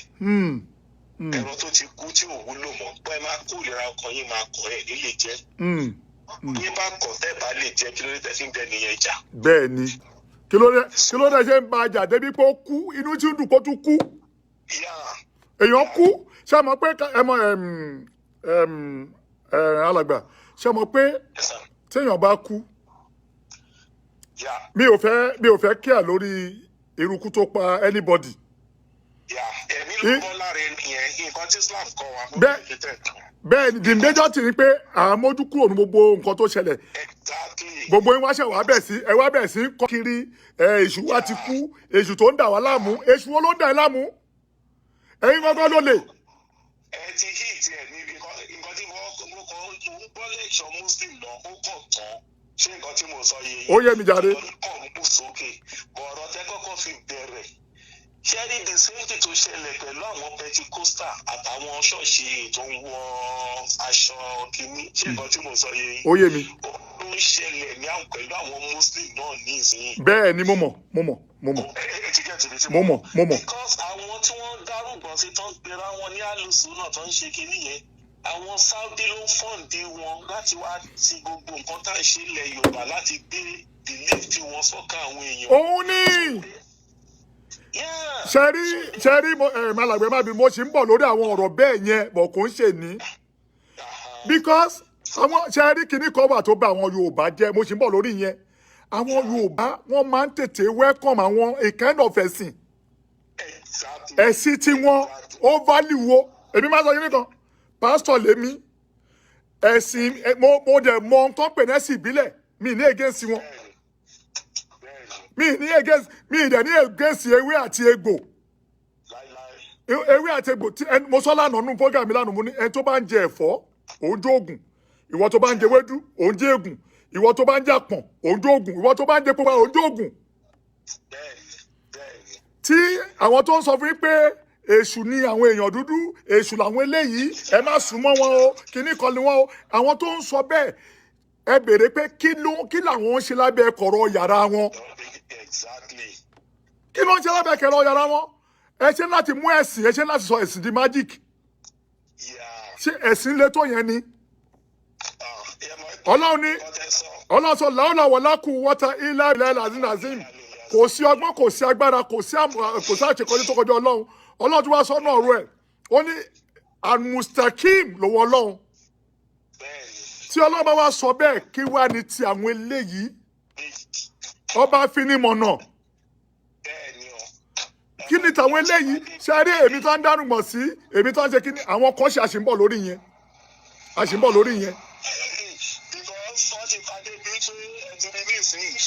Kí ló sọ jẹ bọ ìgbésẹ̀ bímọ ìgbà tó nígbà yẹn tó bá bímọ wọn gbé àdùn òbí. bẹ́ẹ̀ ni ní ayé ìgbà yẹn bẹ́ẹ̀ ni. àwọn wèrè onírúfọ̀ tó ń gbé ṣòkòtò yìí nìsín àwọn ni wọ́n dé lọ́bẹ̀. àwọn tẹ̀sílík àwọn tẹ̀sílík nìkan kọ́ ṣe ráwọn tó ń pè ní alùsùn náà yẹn àwọn gangan ní àwọn Boko Haram yẹn kò sí yàtọ̀ láàrin wọn. ìlà kan náà ni wọ́n jọ ń kà. ìgbàgbọ́ kan náà ni wọ́n jọ ní. tí ó sì ń ṣèfù ilẹ̀ Yorùbá nísìnyí tó fèsì wọn láti 10 years ago òun ni Sheikh Habib ọmọ Sheikh Adam Lagege. ok ẹ má jẹ́ kó dogun ẹ jẹ́ kí n ra fìyẹn lẹ ẹ jẹ́ ká sọ nípa tí ọjọ́ tí bá máa gbé program yẹn kalẹ̀ lágbára Ọlọ́run ní nọ́mbà yẹn lọ́wọ́ màá pè yín ṣe é nìkan tó tẹ̀mí òtòrí ìta lè nìkan má tó láti kúrò ń bẹ̀ òun ni ọ̀rọ̀ TB Joshua àti ìtókò ẹ̀ ṣe é níta bá ní ká sọ̀rọ̀ tó ní mo mọ̀ pé àwọn kan máa bẹ̀ sí àtàkì mi pásítọ̀ tó ń bú àwọn Muslim mi ò bú anybody. inú ilé òkè sọ̀rọ̀ ìbò mo rí pé wà á ṣèbí kí àyà kúrò lẹ́ka yìí eléyìí òkè sọ̀rọ̀ ìbò bẹ́ẹ̀ni reality tó ń ṣẹlẹ̀ ó mọ̀ láwùjọ mùsùlùmí because tí kì í bá ṣe sí àwọn èèyàn tó dìde ní ìsinyìí wọ́n ti da Islam gan náà rò bẹ́ẹ̀ni kí àgbàlagbà kọ́mọdé rágbàlagbà kó má lè tẹ̀fàgbàlagbà káwọn èèyàn kan má rẹ̀ sẹ́ta àwọn òbí wọn mọ́ nítorí àkídà ẹ̀dẹ̀ sọ kankan nípa suit ẹ̀rí pé nísìnyí bákìlẹ̀ bíi 10-15 years ago la ṣe bẹ̀rẹ̀ sí láwọn muslim tó máa wọ bíi kaftan àwọn arab bẹ́ẹ̀ ni ní àwọn obìnrin wa bẹ́ẹ̀ kí ni ló rọ̀ pẹ̀lú irú àti bùtà táwọn ìyá bẹ́ẹ̀ ni hijab gbogbo ẹ̀ bẹ́ẹ̀ ni hijab àwọn màmá yẹn náà ń borí nígbà yẹn kò sẹ́ni tó sọ pé kéèyàn má borí bẹ́ẹ̀ ni àwọn màmá yẹn wọ ìró àti bùbá bẹ̀yìn ṣàṣẹ̀ ṣe orientation àwọn èèyàn mi ní parọ́ fún yín mo ṣe ń bá yín sọ̀rọ̀ yìí mo máa ń ra aṣọ bí aṣọ àwọn aráàlú yẹn fún àwọn ọmọ mi tẹ́lẹ̀ mo stop ẹ̀ ní pé no enough is enough wọn lè wá control mind wa. bẹ́ẹ̀ ni because ṣẹ́rí àwọn tó ń lórí ìyẹn àwọn tó ń fọ́ǹdì Saudi nìkan kọ́ ló ń fọ́ǹdì kìíní yẹn àwọn Iran ṣe ń gbọ́ mi àwọn ló ń fọ́ǹdì àárín yẹn ẹ rí pé nísìnyí àwọn kan tún ti wá bẹ̀rẹ̀ ń sìn débi pé wọ́n ń pa àwọn kan ní kiriyó wọ́n á pe pásítọ̀ wọn á ní kó wá jókòó wọ́n á bẹ̀ sí ń twist bible wọ́n á máa twist Quran àmì ìdẹ̀rí tó bá lọ ka líláfi Quraysh kọ́ lọ ka dáadáa wọ́n á rí pé nǹkan tó wà nínú ẹ̀ ìwọ lè ṣe tiẹ̀ kémi náà ṣe tèmi ní kò sí agídí. Kúlẹ̀ àlùkàfẹ́ ló jẹ́ òun mo fẹ́ sọ sorry now kóníkàlùkù mind the business yẹ but alàgbà tí orí ti bá ní kí n máa lọ sí orí yẹn sí a máa debate ṣàrọ̀rọ̀ TB Joshua yẹn ó ń kọ mí lára mo dẹ̀ fẹ́ kí àwọn wèrè yẹn gbọ́ ìkà ni wọ́n. ṣé wọn gbọ́ ni wọ́n gbọ́ ọ̀tẹ́ mọ̀ pé ọ̀tá wọn lọ gẹ́gẹ́ bẹ́ẹ̀ ṣe sọ náà ni because èmi rí àwọn òyìnbó yìí náà pé èèyàn burúkú hàn nífẹ̀ẹ́ wa gẹ́gẹ́ bẹ́ẹ̀ ṣe sọ. bẹ́ẹ̀ni bẹ́ẹ̀ni bẹ́ẹ̀ni. so nǹkan tẹ́ ẹ sọ wọ́n ìfà náà wípé mo gbọ́dọ̀ pè ìpè mọ́ àdìgbà tó wà wo nọ́mbà yìí wọ́n àdìgbà Amẹ́ríkà lẹ wà. Amẹ́ríkà mu wa Maryland mu wa. Oh, Maryland, okay. Maryland mu wa. Okay. So nǹkan tó wà ti wá rò pé mo kọ́ pè lákọ̀ọ́kọ́ mo rí pé láìpẹ́ mo jẹ́ bíìsì. So ọkọ̀ tó wá ní kí n tó pè lẹ́ẹ̀kejì ó dẹ̀ tó kọ́kọ́ wéètì mo ti fẹ́ kọ̀ tẹ̀bí mo ṣe gbọ́ fẹ́ sọ̀rọ̀ nìyẹn. Yíwò gan-an mo ti sẹ́ẹ̀dẹ̀ sáwọn ọ̀rẹ́ mi bí ìdájọ́ jẹ́ mú sí i pé kọ́ wo kínní pé the same thing táwọn Pentecostal lò tó fi gbá àwọn bàbá yẹn ìgbìyànjú wo làwọn pastors ń mú wá tó dájú nǹkan táwọn bàbá àgbà yẹn ti ṣe lọ. ìjẹ́ ọmọ kínní kan tó fọ́ ní sí alàgbà. Yes, ló ń gbọ́ yín sá. ṣe rí nígbà tí TB Joshua wà láyé ìgbà tí bàbá Abíọ́lá mo fẹ́ fún yín ní clue kan. èmi ni mo di Nigerian spiritual healer mú. Then mo di Nigerian spiritual healer mu mo di Nigerian Christian Prophet Council. Then TB Joshua di ó jẹ́ kọnu wa ngba yẹn and moreover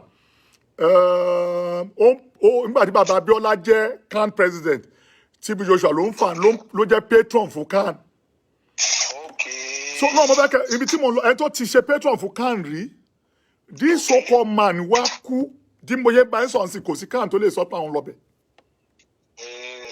Àwọn kò tí ì understand kan tó ń pè ní CAN ní Nàìjíríà politics ti wọ̀ nígbà tí Ayọ̀ Oríṣàjàfọ́ ti di president òun náà ló gbé àwé tó wà ń bẹ́ẹ̀ sí kìtẹ́ ló kọ àwé yẹn òun ló gbé àwé yẹn síbẹ̀ sí i wọ́n ń pè ní Ọláṣùpọ̀ ló wà ń bẹ́ẹ̀ sí ẹ rí pé wọ́n sọ nípa because they are from Pentecostal sect wọn ò ní ever sọ nípa TB Joshua pé ẹ jẹ́ ká tiẹ̀ kọ lẹ́tà lọ sí wọn pé ká dúpẹ́ gbogbo àgbáyé ló ń lọ kí TB Joshua gbogbo ọ̀nà ń sẹ́ni condolence wọn àwọn ò ní ever ṣe alàgbàṣẹ rántí pé máa kan náà wà tó ní problem ní last 2 years wọ́n pè ní sọ títóbi rẹ̀ ṣé ẹ mọ̀ pé ẹ ti gbàgbé ní Ondo state àwọn káàní wọn ọ̀dà sọ̀rọ̀ sọ títóbi rẹ̀ ìgbà tó máa sọ lórí sọ títóbi rẹ̀ ẹ mọ̀ tó sọ wọ́n nítorí pé kò kí ń ṣara wa and mine wọ́n dẹ̀ ràn sí ẹ̀ràn gbére mo yẹn sọ̀rọ̀ yìí wọ́n nítorí kò ń ṣara wa. So all this so àwa Christian fúnra wa ẹni tó fi ṣe olórí nínú Christian nísìnyí kò ń ṣe gbogbo èèyàn bọ́ tó máa pretend bẹ́ẹ̀ pé gbogbo èèyàn ló ń gbá tiẹ̀ kò ń ṣe gbogbo èèyàn ló gbá ti gbogbo èèyàn wọ́n sì ń segregate àwọn sẹ́ẹ̀tì kan pa àwọn eléyìí dá àwọn yẹn ò dá you know at least irú CAN tó bá yẹ pé tòótọ́ ẹ̀mí Ọlọ́run wà lára máa yẹn Ọláṣùpọ̀ tó bá yẹ pé tòótọ́ ẹ̀mí Ọlọ́run wà lára ìgbà tí máa ń lọ sẹ́wọ̀n as a can member ó jẹ́ can member o kò jẹ́ can member o but bí kò jẹ́ Christian yẹn ẹ máa ó yẹ kẹ́ lọ kẹ́ fight kíní out ó yẹ kẹ́ jà kẹ́ ṣe gbogbo ẹ̀ but at the end of the kí ló sọ pa máa yẹn. Wọ́n bá tiẹ̀ rí ìjà yẹn jà kan win ẹ̀ ó sì máa wà pé wọ́n sì good. Ṣé mọ̀ pé ó ní kéèsì máa yìí ẹ má bínú nǹkan tí mo fẹ́ sọ yìí o. Okay. Ẹ mọ̀ pásítọ̀ tó wà ní Kwara State yẹn tí bẹ́ẹ̀ kan jáde pé ó rèpù òun wípé ó ti rèpù òun nígbà tó. Ó yẹ kí lórúkọ kíní kan tó yìnbó. Ìyá tó yìnbó. Mo ti gbàgbé orúkọ ẹ̀ gan bọ̀ kíní kan tó yìnbó yá. Ìyàwó mi ni wọ́n sọ fún mi pé ó tí kì í ṣe lọ́ọ̀yà ó onímọ̀ mọ̀ kó máa wí kí ìsìn pé. Ẹ máa bá mi lọ wọ́n flag program ẹ máa bá mi like wọ́n flag ẹ̀ thank you ẹ máa sọ yín lọ. Mo ní wọ́n máa rí pé ó ní ìbọn máa dis pé wọn kò rí lédè yàn ní wí kéèsì ẹ̀ níjọ́ tí wọ́n gbà náà sọ wí kéèsì ẹ̀ lómi ìjọba jì tọ́ ní kíkẹ́ yẹn tó lọ sanwó fún.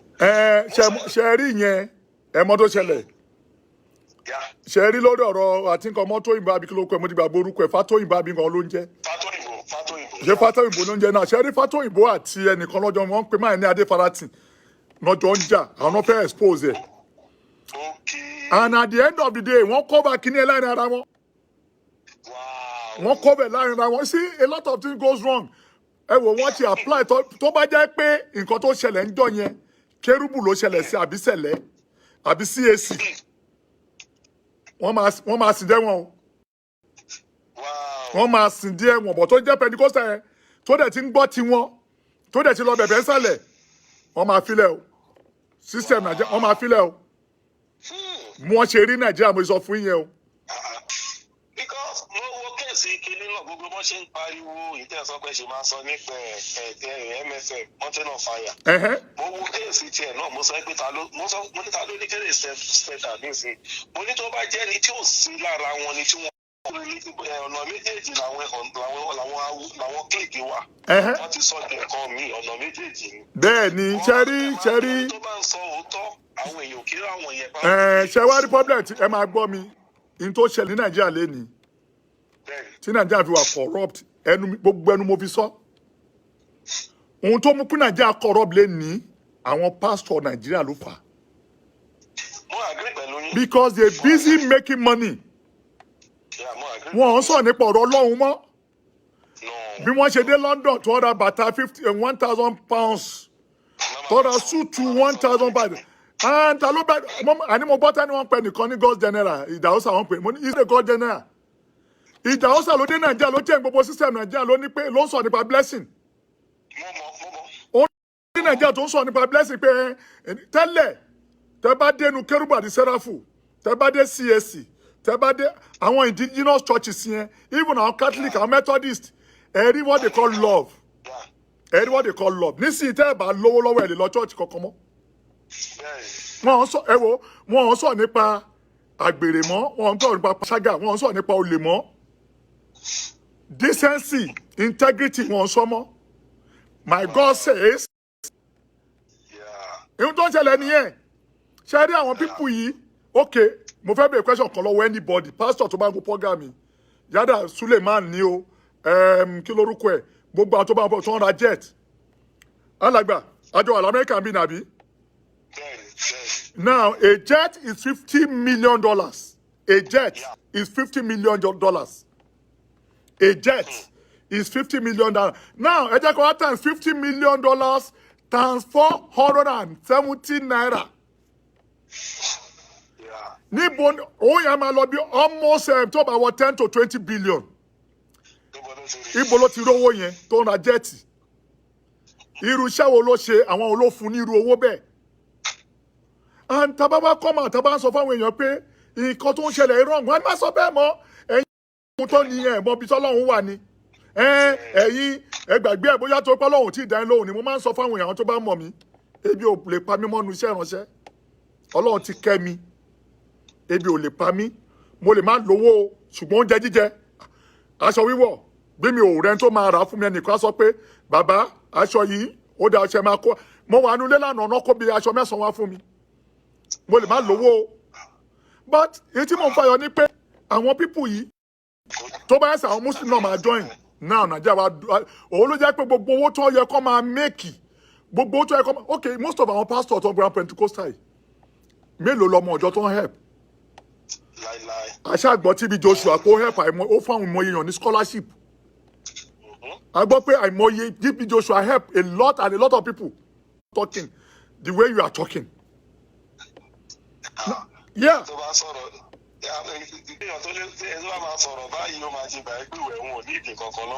No, kí mo fẹ́ fi wọ́n ṣe wọ́n mi ní ìdówó wọn mi ní ìdówó wọn anybody wọn tí mo need ní Ọlọ́run ó ní kò sí nǹkan tó fẹ́ kò sí nǹkan tó nǹkan fẹ́ fi mí ṣe kò sí àná ẹ̀ ní mo dàbí ẹnìkan tó sọ pé bàbá lágbájá ń lo jet mo ní kọ́ lọ bèrè lọ́wọ́ ìbò ló ti ro jet iṣẹ́ olóṣè débẹ̀ I mean you are not a businessman àbí iṣẹ́ ìránṣẹ́ náà kan gbogbo àṣẹ kò ní èrò bíi 1 million tó ń fọ́lù ẹ o lè ní over 3 billion àti blow and tó bá tún wá ra jet yẹn ibi tó máa páàkì jet sí almost $500 so máa ná every day so easy ni.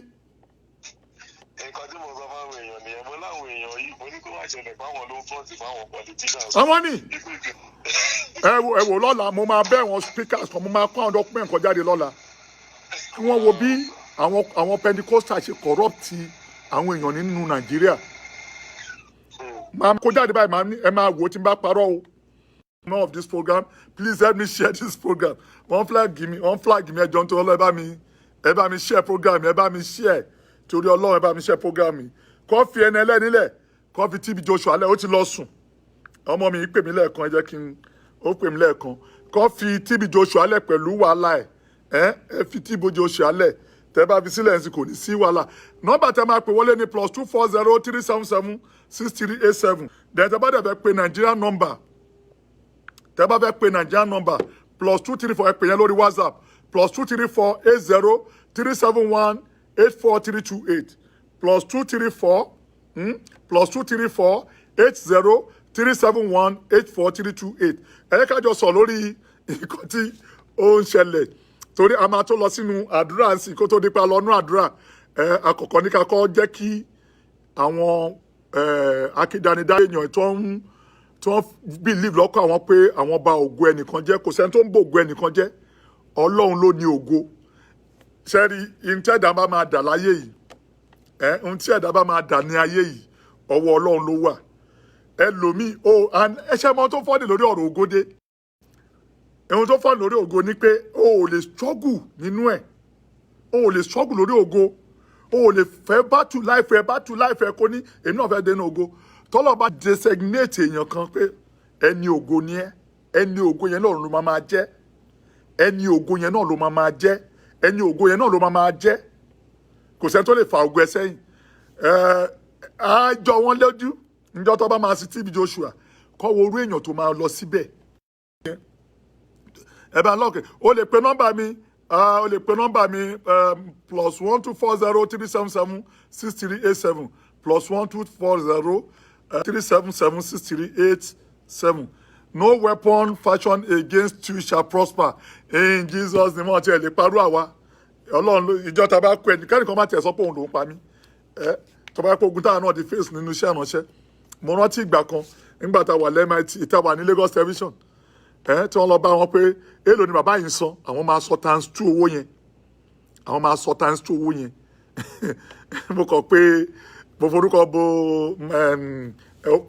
production manager wọn gbà yẹn náà mo forúkọ bò láṣìírí mo kàn sọ fún pé look tó bá ṣerú ẹ o Ọlọ́run ló ń bá jà and I thank God pé kò gba owó yẹn lọ́wọ́ ń tọ̀hún bí àwọn Pentecostal ṣe máa rí nìyẹn tó bá ti rí pé ẹ̀ ń dìde àbẹ́fẹ́ ṣe nǹkan kan àbẹ́fẹ́ rìn kankan wọ́n á wá gbogbo ọ̀nà wọ́n lè wà nísàlẹ̀ wọ́n máa fi wọ́n pìtẹ́ mẹ́fà àwọn ọmọ kankan anyway let's keep ẹ jẹ́ ká lọ sínú àdúrà then ká wá round up program tèmi àti ẹ̀ apẹ́gan lórí program yìí níyì o ìṣẹ́ náà ti pé lẹ́ni wọ́n flag ẹ̀ wálẹ̀ àtúnṣẹ̀ṣẹ̀ bẹ̀rẹ̀ ìmí ni wọ́n tún rẹ́dí àti flag eléyìí náà wálẹ̀ wọ́n rẹ́dí àti flag ẹ̀ bọ̀ wọ́n rí flag jọ tó bá wo program o lè bá mi sáré ṣí ẹ̀ torí a fẹ́ lọ sínú àdúrà ń sìn sóye ẹ bá mi gbómi tiẹ̀ jáde ká gbàdúrà bá mi gbómi tiẹ̀ jáde ká sáré lọ nú àdúrà sáré bá mi gbómi tiẹ̀ jáde please do that for me ṣé ó ti yá tó bá ti àjọ bá mi share program yìí gẹ́gẹ́ mo sọ invite àwọn èèyàn kó bá mi share as many places you can share it o kí àwọn èèyàn náà lè gbọ́ kán lè gbọ́ ọ̀rọ̀ tá a sọ lé ní ọ̀rọ̀ TB Joshua ni lágbára Ọlọ́run èmi gbàgbọ́ lọ́kàn tèmi pé Ọlọ́run máa tẹ́ alàgbà yẹn sí afẹ́fẹ́ rere èmi gbàgbọ́ ó dá mi lójú pé Ọlọ́run máa tẹ́ sí afẹ́fẹ́ rere mo ń gbọ́ táwọn kan sọ pé bó bá tẹ̀ pé ó dẹ́ṣẹ̀ gbogbo ènìyàn ló máa ń dẹ́ṣẹ̀ gbogbo pásítọ̀ yálà pásítọ̀ ní ẹni o yálà sheik ní ẹni o yálà ustaz ní ẹni o yálà àfáà ní ẹni o a kì í ṣe super being èèyàn ni wá bí ẹ ṣe ń jẹun ni àwọn pásítọ̀ náà ṣe ń jẹun bẹ́ẹ̀ náà ni àwọn ustaz ṣe ń jẹun bẹ́ẹ̀ náà àwọn sheu náà ṣe ń jẹun bẹ́ẹ̀ náà ni àwọn èèyàn ńláńlá tó ń ṣe ìrànṣẹ́ bẹ́ẹ̀ náà ṣe ń jẹun so èèyàn ni wá so yẹn ń sìn èmi gbàgbọ́ kinní kan pé ọlá nǹkan tí bàbá yẹn ṣe láyé Ọlọ́run á dárí gbogbo ẹ̀ṣẹ̀ ẹ̀jì ní àṣẹ Ọlọ́run á dẹ́rẹ́ ẹ̀ṣẹ̀ á mú lọ síbi ìtẹ́ tó dáa ẹ wo bí máa ń ṣe kú ẹ wo bí TB Joshua ṣe kú ẹ rí bóyá kú ni ta ló gbàdúrà irú kú yẹn àwọn pásítọ̀ tó ń sọ̀rọ̀ yà á rí báwọn ṣe máa kú gbàdúrà ikú fẹ́ anybody o but à á rí bí àwọn pásítọ̀ yẹn ṣe máa kú a máa rí ẹ jẹ́ kí n sọ fún yín TB Joshua ó ṣe program tán TB Joshua look ẹ mọ̀ mí pé mi kì í ṣe mẹ́mbà synagogue èmi náà ní tèmi but ẹnu mi pé kí n má sọ̀rọ̀ yẹn tí n bá rí nǹkan tó bàjẹ́ máa sọ TB Joshua TB Joshua mo fẹ́ kí o gbọ́rọ̀ ókè jẹ́ ń gbé kọ́ iná hello Kọ́lá hello okay sir ẹ kálẹ́ sir ibo la ti ń pè Nàìjíríà wọn ti ń pè. Nàìjíríà ibo la ti ń pè Nàìjíríà. Port Harcourt. Okay, Port Harcourt. Okay. Mo ṣẹ̀ṣẹ̀ gbọ́ program yín bẹ́ẹ̀ sọ tán ni. Mo ṣì wà lórí ẹ̀ ń sìn, mo wà lórí program báyìí. Ṣé live program ni mo wò yẹn? Live lẹ́ ń wò yìí. Ok, bí a jọba ti parí ẹ̀ máa yẹn. Ẹ máa sọ̀rọ̀ ẹ lọ, ẹ máa sọ̀rọ̀ ẹ lọ. Ẹ máa rí. Actually, mo like bí ẹ ṣe sọ̀rọ̀. Olúwa ṣe. Nípa ọ̀rọ̀ TB Joshua every other thing ẹ sọ. Ọlọ́run á wà pẹ̀lẹ́ yìí náà. Àmín Jésù. Ilé yín àtọ̀nà yín ò ní dàrú. Àmín Jésù. Nǹkan tó ní bí mo fi pè é gbọ̀ngàn ni pé ní Nàìjíríà sí Nàìjíríà náà ṣe bí US lẹ́wà. Bẹ́ẹ̀ni, US mo wà. Okay. Ní Nàìjíríà ṣé mo pásítọ̀ kọ̀ọ̀kan tó jẹ́ orí tó tí èèyàn lè sábà. Ẹgbọ́n sókè mi gbọ́, ó dà ní pé ránṣọ́ ọ̀dẹ sọ ẹ sókè. Okay, mo ní ṣé mo pásítọ̀ kọ̀ọ̀kan ọ̀hún yìí kọ̀ọ̀kan ní Nàìjíríà tí èèyàn lè sábà. Okay. Ṣé wọ́n pé ẹ̀yin wà lọ́hùn? Bẹ́ẹ̀ni. Nǹkan tí mo ṣe pè é mo mọ̀ pé ẹ wà trustworthy. Okay, thank you. Ni mo ṣe pè é. Okay. And ẹni tẹ́ bá dẹ̀ recommend fún yàn will be a trustworthy person as well. Okay. O ní mo ṣe ní kí n pè é. Okay, ẹ mọ̀ tẹ́ máa ṣe tí ẹ lọ sórí WhatsApp mi kẹ́ sọ pé ilẹ̀ bá mi sọ̀rọ̀ tán tí má ṣe tán sì máa wò máa introduce ní sí pastor kan ní Port Harcourt lọ́dọ̀ yín bẹ́ẹ̀ yẹn tó jẹ́ pé ó lè dáhùn sí nǹkan tẹ́ béèrè fún máa introduce ní sí. Kò ní dandan kó jẹ́ Port Harcourt I can travel to anywhere. Okay, ó dẹ̀ má wọ̀rí ẹ pè mí lẹ́yìn program lágbára Ọlọ́run á ràn án lọ́wọ́ ẹ pè mí. Okay. So ẹ pè mí lórí WhatsApp mi kó lè máa gba owó yín púpọ̀. Okay. Yeah, thank you so much. Okay, God bless you. So ẹ jẹ́ ká lọ nú àdúrà nsìn ẹ jẹ́ bá mi share program yẹn mo ní ẹ bá mi share ẹ jẹ́ ká lọ sínú àdúrà. Hello Kọ́lá. Hello daddy. ẹ pẹ̀lẹ́ o ṣe ẹ fẹ́ dá sí program ni. Ẹ kálẹ́ sà o. Ẹ kálẹ́ o. Àdúrà ní kẹ́ gbàdúrà fún wa ní o. Ok, ṣé kí n gbàdúrà fún yín bẹ́ẹ̀. Bẹ́ẹ̀ ni sà. Ní. Àti fàṣọ sórí. Ok, ní fún aṣọ ní orúkọ Jésù ní agbára ńlá ti Jésù Àmín. ní agbára ẹ̀jẹ̀ Jésù Àmín. Olúwa Ọlọ́run Elédùmarè ẹlẹ́dàá ọ̀run ayé Jésù Kristi ọmọ Ọlọ́run ọ̀run kó bá mi súre fún yín Àmín Jésù. kó dẹ̀ bẹ̀ sí ń dáa fún yín Àmín. àánú Ọlọ́run kó wà pẹ̀lú yín Àmín. ẹ rí bọ́ ṣe ń ṣe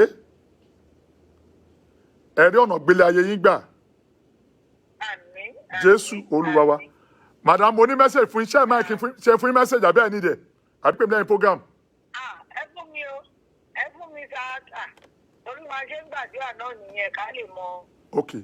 Now, madam, níwájú Ọlọ́run àti ènìyàn, níwájú mẹ́ta nu ẹyọ kan, níwájú ogun ayé àti ogun ọ̀run, níwájú àwọn àgbààgbà tó ní ìgbà, àwọn àgbà 24 ọ̀tọ̀ọ̀tọ̀ tó dòpá yóò ọ̀run mú. Madam, mo rí pé ẹsẹ̀ òsì kan dùn yín, ẹsẹ̀ òsì níbi lẹ́sẹ̀. Then níwájú Ọlọ́run alààyè, mo rí pé ẹsẹ̀ òsì tó dùn yín yẹn á ti máa lọ bí oṣù mẹ́ta. Now, mo rí pé ẹ máa ń dáko. Okay, now, okay.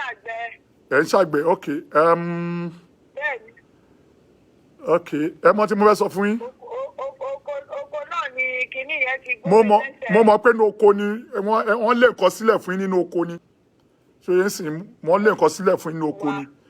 But ẹ jẹ́ kí n sọ eléyìí fún yín. Ṣé ẹ ń gbọ́ mi mà? Ṣé ẹ ń gbọ́ mi mà? Now, mo fẹ́ sọ eléyìí fún yín sí níwájú Ọlọ́run alààyè. Ayayayayaya.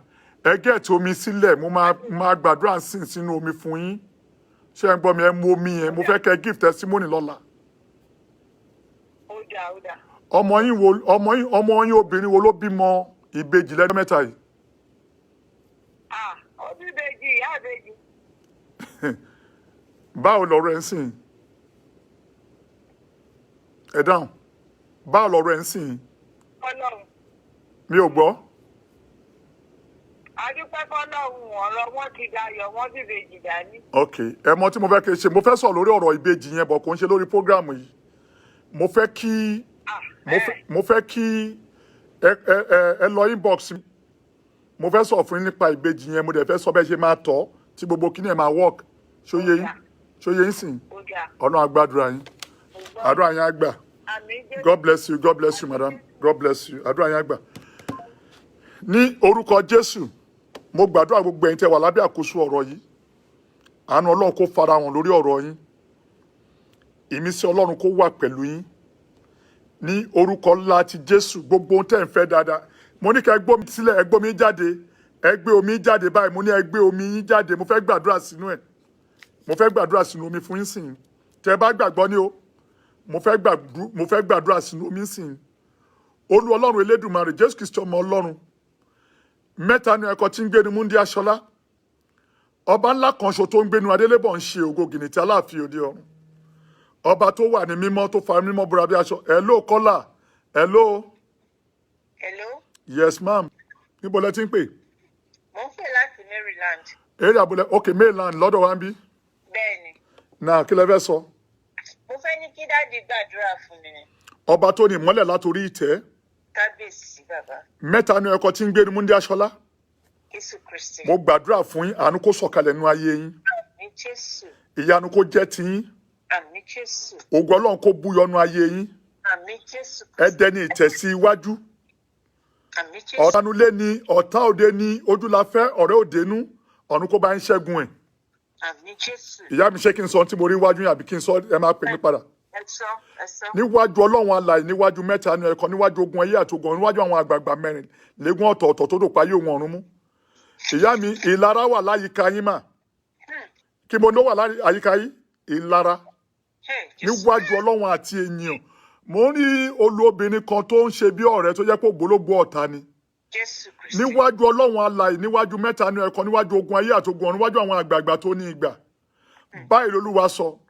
Olúwa ní kí n sọ fún yín pé kẹ́ ẹ ṣọ́ra. Nǹkan tẹ́ ẹ bá mọ̀ yálà aṣọ ni àbí nǹkan kan ni. Níwájú Ọlọ́run alààyè, Olúwa ní kẹ́ má ṣe gba ti ẹnikẹ́ni. Yes. Bóyá sọ wípé ẹ fẹ́ ṣe nǹkan kan bí wọ́n fẹ́ ṣe pàtí kan wọ́n wá ní pé ẹ láti bá wọn mú nǹkan kan. Olúwa ní sáà yìí láti síyìn lọ títí di oṣù kẹta ọdún yìí, Olúwa ní pé kẹ́ má dá lábàá. Ṣé gbọ́ mi mà? Praise the Lord, praise the living Jesus Christ. Hallelujah. Bí Ọlọ́run ṣe ń jẹ́ Ọlọ́run ní òtítọ́ àti ní òdodo níwájú Ọlọ́run alààyè, ọ̀dọ̀ yín mo ṣì wá o. Níwájú mẹ́ta ní ẹyọ kan, níwájú ogun ayé àti ogun ọ̀run, níwájú àwọn àgbààgbà tó ní ìgbà. Ègbé ni fún mi tí a kò bá fi rán mi, ègbé ni fún mi tí máa ń parọ́. Báyìí l'Olúwa sọ. Olúwa ní òun rí nínú wàhálà kékeré kan ṣùgbọ́n òun máa gbé yín kúrò ní wàhálà náà òun máa wá jẹ́wọ́ pé òun ni Ọlọ́run nínú ayé yín. Yes. God bless you ma. Thank you so much. Thank you so much. God bless you. Èrè àbúlẹ̀ ń pè ní Maryland ibo lẹ ti ń pè láti ní. Erica City. Erica City okay èmi wà ní Fredericksburg. Okay. God bless you yami. Yes ma.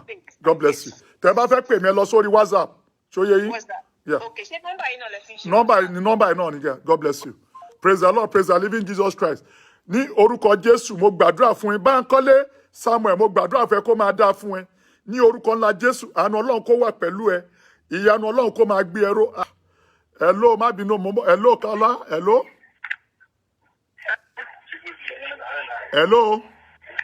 Hello okay. Báńkọ́lé mo gbàdúrà fún ẹ yóò dáa fún ẹ wàá ṣoríire. Àánú Ọlọ́run máa fọ̀n lórí ọ̀rọ̀ ẹ ìbùkún Ọlọ́run máa jẹ́ tiẹ̀ àṣẹ Elédùmarè ni Mojísọ́lá Balikis ọmọ mi tó dáa ní orúkọ ńlá Jésù ìdẹ̀ra kó wọnú ayé ẹ àánú kó sọ̀kalẹ̀ nínú ayé ẹ ní àṣẹ Elédùmarè ní àṣẹ Ọlọ́run àwọn ọmọ ogun torí òtítọ́ ni Ọlọ́run àánú ni orúkọ ẹ hello Kọ́lá hello. Hello sir. Yes sir níbo la ti ń pè. Láti Dubai ni o. Area kí lorúkọ yín. Láti Dubai. Kí lorúkọ mi gbọ́. Láti Dubai. Kí lorúkọ yín kí lorúkọ yín. Adébọ̀wálé. Ní orúkọ Jésù Adébọ̀wálé mo gbàdúrà fẹ́ kó máa dáa fún ẹ. Àánú Ọlọ́run kó wà pẹ̀lú ẹ. Ògo Olúwa kó bú ọ̀nà ayé ẹ. In Jesus' name I pray. God bless you sir. Okay hello Kọ́lá hello. Hello, sir. Yes ma ta ló ń sọ̀rọ̀ ma. Láti Arizona ni, sir. Arizona níbo la Arizona okay ní Amẹ́ríkà ní báyìí. Bẹ́ẹ̀ni, sir. Okay. Mo fẹ́ kẹ́ gbàdúrà fún mi pẹ̀lú àwọn ọmọ mi ni, sir. Okay ṣé àwọn ọmọ yín wà ń bẹ̀. Ẹnìkan ló wà nù wọn. Okay ní orúkọ ńlá ti Jésù ní agbára ẹ̀jẹ̀ Jésù Olú Ọlọ́run Elédùmarè Jésù Kristi ọmọ Ọlọ́run Àmín. àánú Ọlọ́run kó sọ̀kalẹ̀ fún yín ìyanu Ọlọ́run kó jẹ́ ti yín Àmín, sir. ìdáwọ́lé yín kó yọrí Jésù. ògo Ọlọ́run kó bú yọnu ayé yín Jésù. mo gbàdúrà fún gbogbo ìdílé yín ìbànújẹ́ ò ní wọbẹ̀ Àmín, Jésù. ọ̀tánulé ni ọ̀tá òde ni amọ́niṣe ni àfàìmọ́niṣe ni aṣentán bá ń dárò wọn ò ní lágbálẹ̀ lórí Àmín, Jésù. ó yẹ bẹ̀ sí ń lọ sókè ẹ má dèrò ilẹ̀ àwọn ojúlafẹ́ ọ̀rẹ́ òde ni wọn ò ní lágbálẹ̀ lórí Àmín, Jésù. in Jesus name I pray. Amen. God bless you ma God bless you ma hello Kọ́lá hello mo gbàdúrà fún yín ní orúkọ ńlá di Jésù ìmísí ìbùkún ojúrere ògo ìdẹ̀ra ọ̀run kó gbé wọ̀nyí ní àṣẹ Elédùmarè ní orúkọ ńlá di Jésù ẹdẹn tó ń lo àlùyọ láyé àṣẹ Ọlọ́run ni àṣẹ Elédùmarè ni gbàdúrà fún ẹ bin Mazur Saheed Ọláwálé ní orúkọ ńlá Jésù Saheed Ọláwálé mo gbàdúrà fẹ́ kó máa dá fún ẹ wàá ṣoríire àánú máa fa ara hàn lórí ọ̀rọ̀ ẹ in the mighty name of Jesus Christ ògo tuntun àánú tuntun ayọ̀ tuntun ìdẹ̀ra tuntun ní orúkọ Jésù kó wọnú ayé ẹ Adéṣọpẹ́ Yétúndé mo gbàdúrà fún ẹ kó máa dá fún ẹ in the mighty name of Jesus Christ ìmísí Ọlọ́run kó wà pẹ̀lú ẹ ògo Ọlọ́run kó máa bẹ gbé àṣẹ Elédùmarè ni Ọlámídé Àyìndé kó máa dá fún yín àánú kó fara hàn lórí ìtẹ́ in the mighty name of Jesus Christ Lára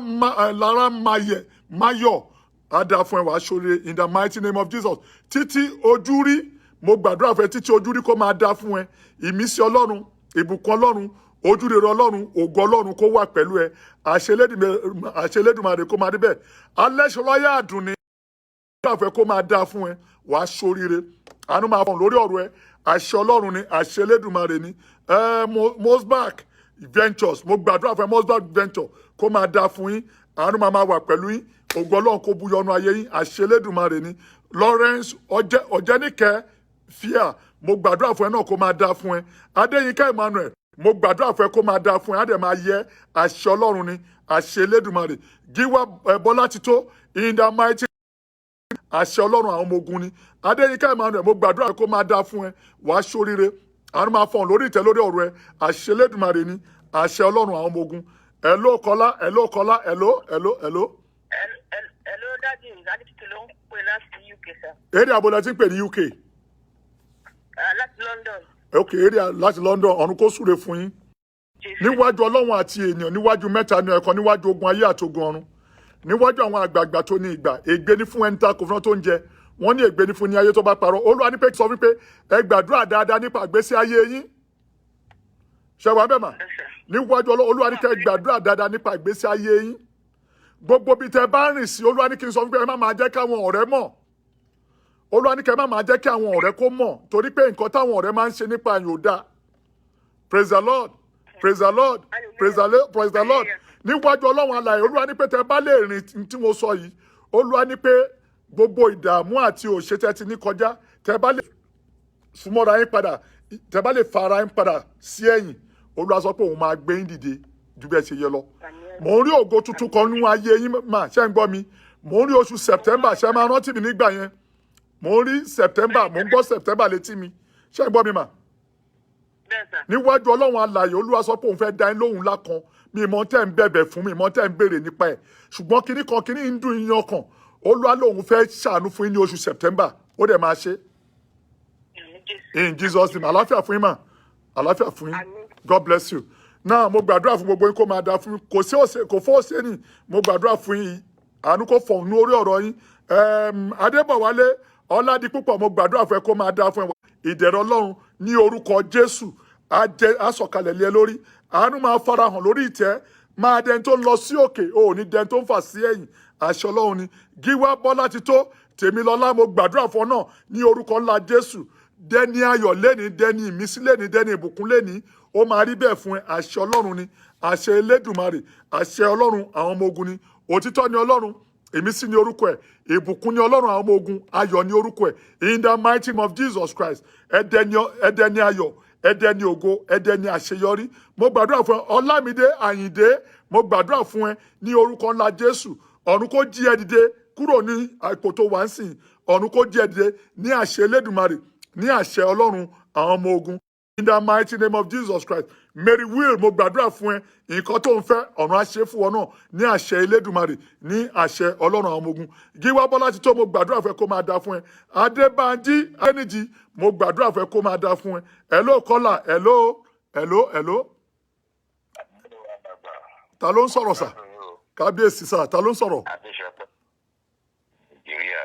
Ok, kí lórúkọ yín sà?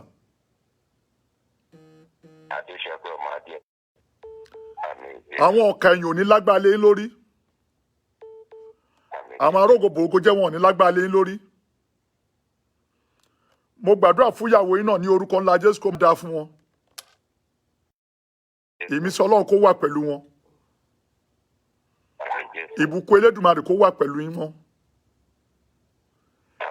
Àwọn ọmọ tó jáde látara yín, ibi kò ní wọbẹ̀. Inú ilé yín. Praise the Lord. Praise the living Jesus Christ. Now, mo gbàdúrà, Abíọ́dún Ìdòwú, mo gbàdúrà fún ẹ, yóò dáa fún ẹ. Ìmísí Ọlọ́run kó wà pẹ̀lú yín. Àánú Ọlọ́run kó wà pẹ̀lú yín. Ògo Ọlọ́run kó búyọnu ayé yín ní àṣẹ Elédùmarè. Hello Kọ́lá. I have a shot. Now, ẹ jẹ́ ká kọ́, kẹ́rìbọ̀dì má pè mọ́, mo kàn fẹ́ round up program yẹn. So yín sẹ́yìn tó bá fẹ́ pè mí sẹ́ lọ sórí WhatsApp mi. Kẹ́ lọ pè mí ní ìsìn. Ẹ lọ sórí WhatsApp mi. Àbí tẹ́ bá mọ̀ pé ẹ ní òkè ìṣòro kan, ẹ lè sọ fún mi. Àdúrà náà la máa fi jagun. Lágbára Ọlọ́run á jẹ́wọ́ ara ẹ̀. Mo gbàdúrà fún gbogbo ẹ̀yin tẹ́ wà lábẹ́ àkóso ọ̀rọ̀ ilé ni. Gbogbo ẹ̀yin tẹ́ gbómi dání. Mo sọ fún lẹ́ẹ̀kan pé kẹ́ lọ gbé omi dání. Gbogbo ẹ̀yin tẹ́ gbómi dání. Ọ̀fọ̀kọ rẹ kí ìjọba rẹ dé. Ìfẹ́ tí ẹni ká ṣe ní ayé bí wọ́n ti ń ṣe ní ọ̀run. Ẹ fún alóúnjẹ òjò wa lénìí. Ẹ dárí ẹ̀ṣẹ̀ wa jì wá. Gẹ́gẹ́ bá ti ń dájà àwọn tó ṣẹ̀ wá. Ẹ má fà á sínú ìdẹ́wò. Ṣùgbọ́n ẹ gbà wá lọ́wọ́ bìlísì. Torí ìjọba ń tiyín, agbára ń tiyín, ògo ni tiyín, láyé àti láéláé. Àmín. Àmín, àmín lórúkọ Jésù. Olú Ọlọ́run àṣẹ, aláṣẹ láyé àti ní ọ̀run. Ìkáwọ́, àṣẹ ọjọ́ á máa yọ, àṣẹ oòrùn á sì máa ràn. Ọwọ́ Ọlọ́run Elédùmarè wàá pàṣẹ fún ilẹ̀ koríko jáde. Àṣẹ Elédùmarè kó bá lébèrè náà. Jésù Kristi Olúwa wa. Àmín, àmín, àmín lórúkọ Jésù. Méje, méje, méje tó rinlẹ̀. Hallelujah, hallelujah, hallelujah. Hallelujah, hallelujah, hallelujah, hallelujah. Hosanna, Hosanna, Hosanna, Hosanna, Hosanna. Salvation, salvation, salvation, salvation, salvation, salvation ẹjẹ́ àyìn Olúwa lógo ògo fúnilé ayọ̀ anyway èyí tó dẹ̀ kú ó tún di ní ọ̀la kí Ọlọ́run kó ṣọ́wa ju ọ̀la lọ láṣẹ Elédùmarè ojú tó rí mi lénìí náà ló máa rí mi ní ọ̀la gbogbo wa à ní rí ogun ìdá. Ẹ má bínú mo ti gba àdúrà yẹn tán ẹ jọ fún ẹ̀yin tẹ́ bá ń wò mí ẹ lọ bá mi like God Reign báyìí ẹ bá lọ so that ẹ lè máa gba updating lórí program wa wọ́n á lè máa notify yín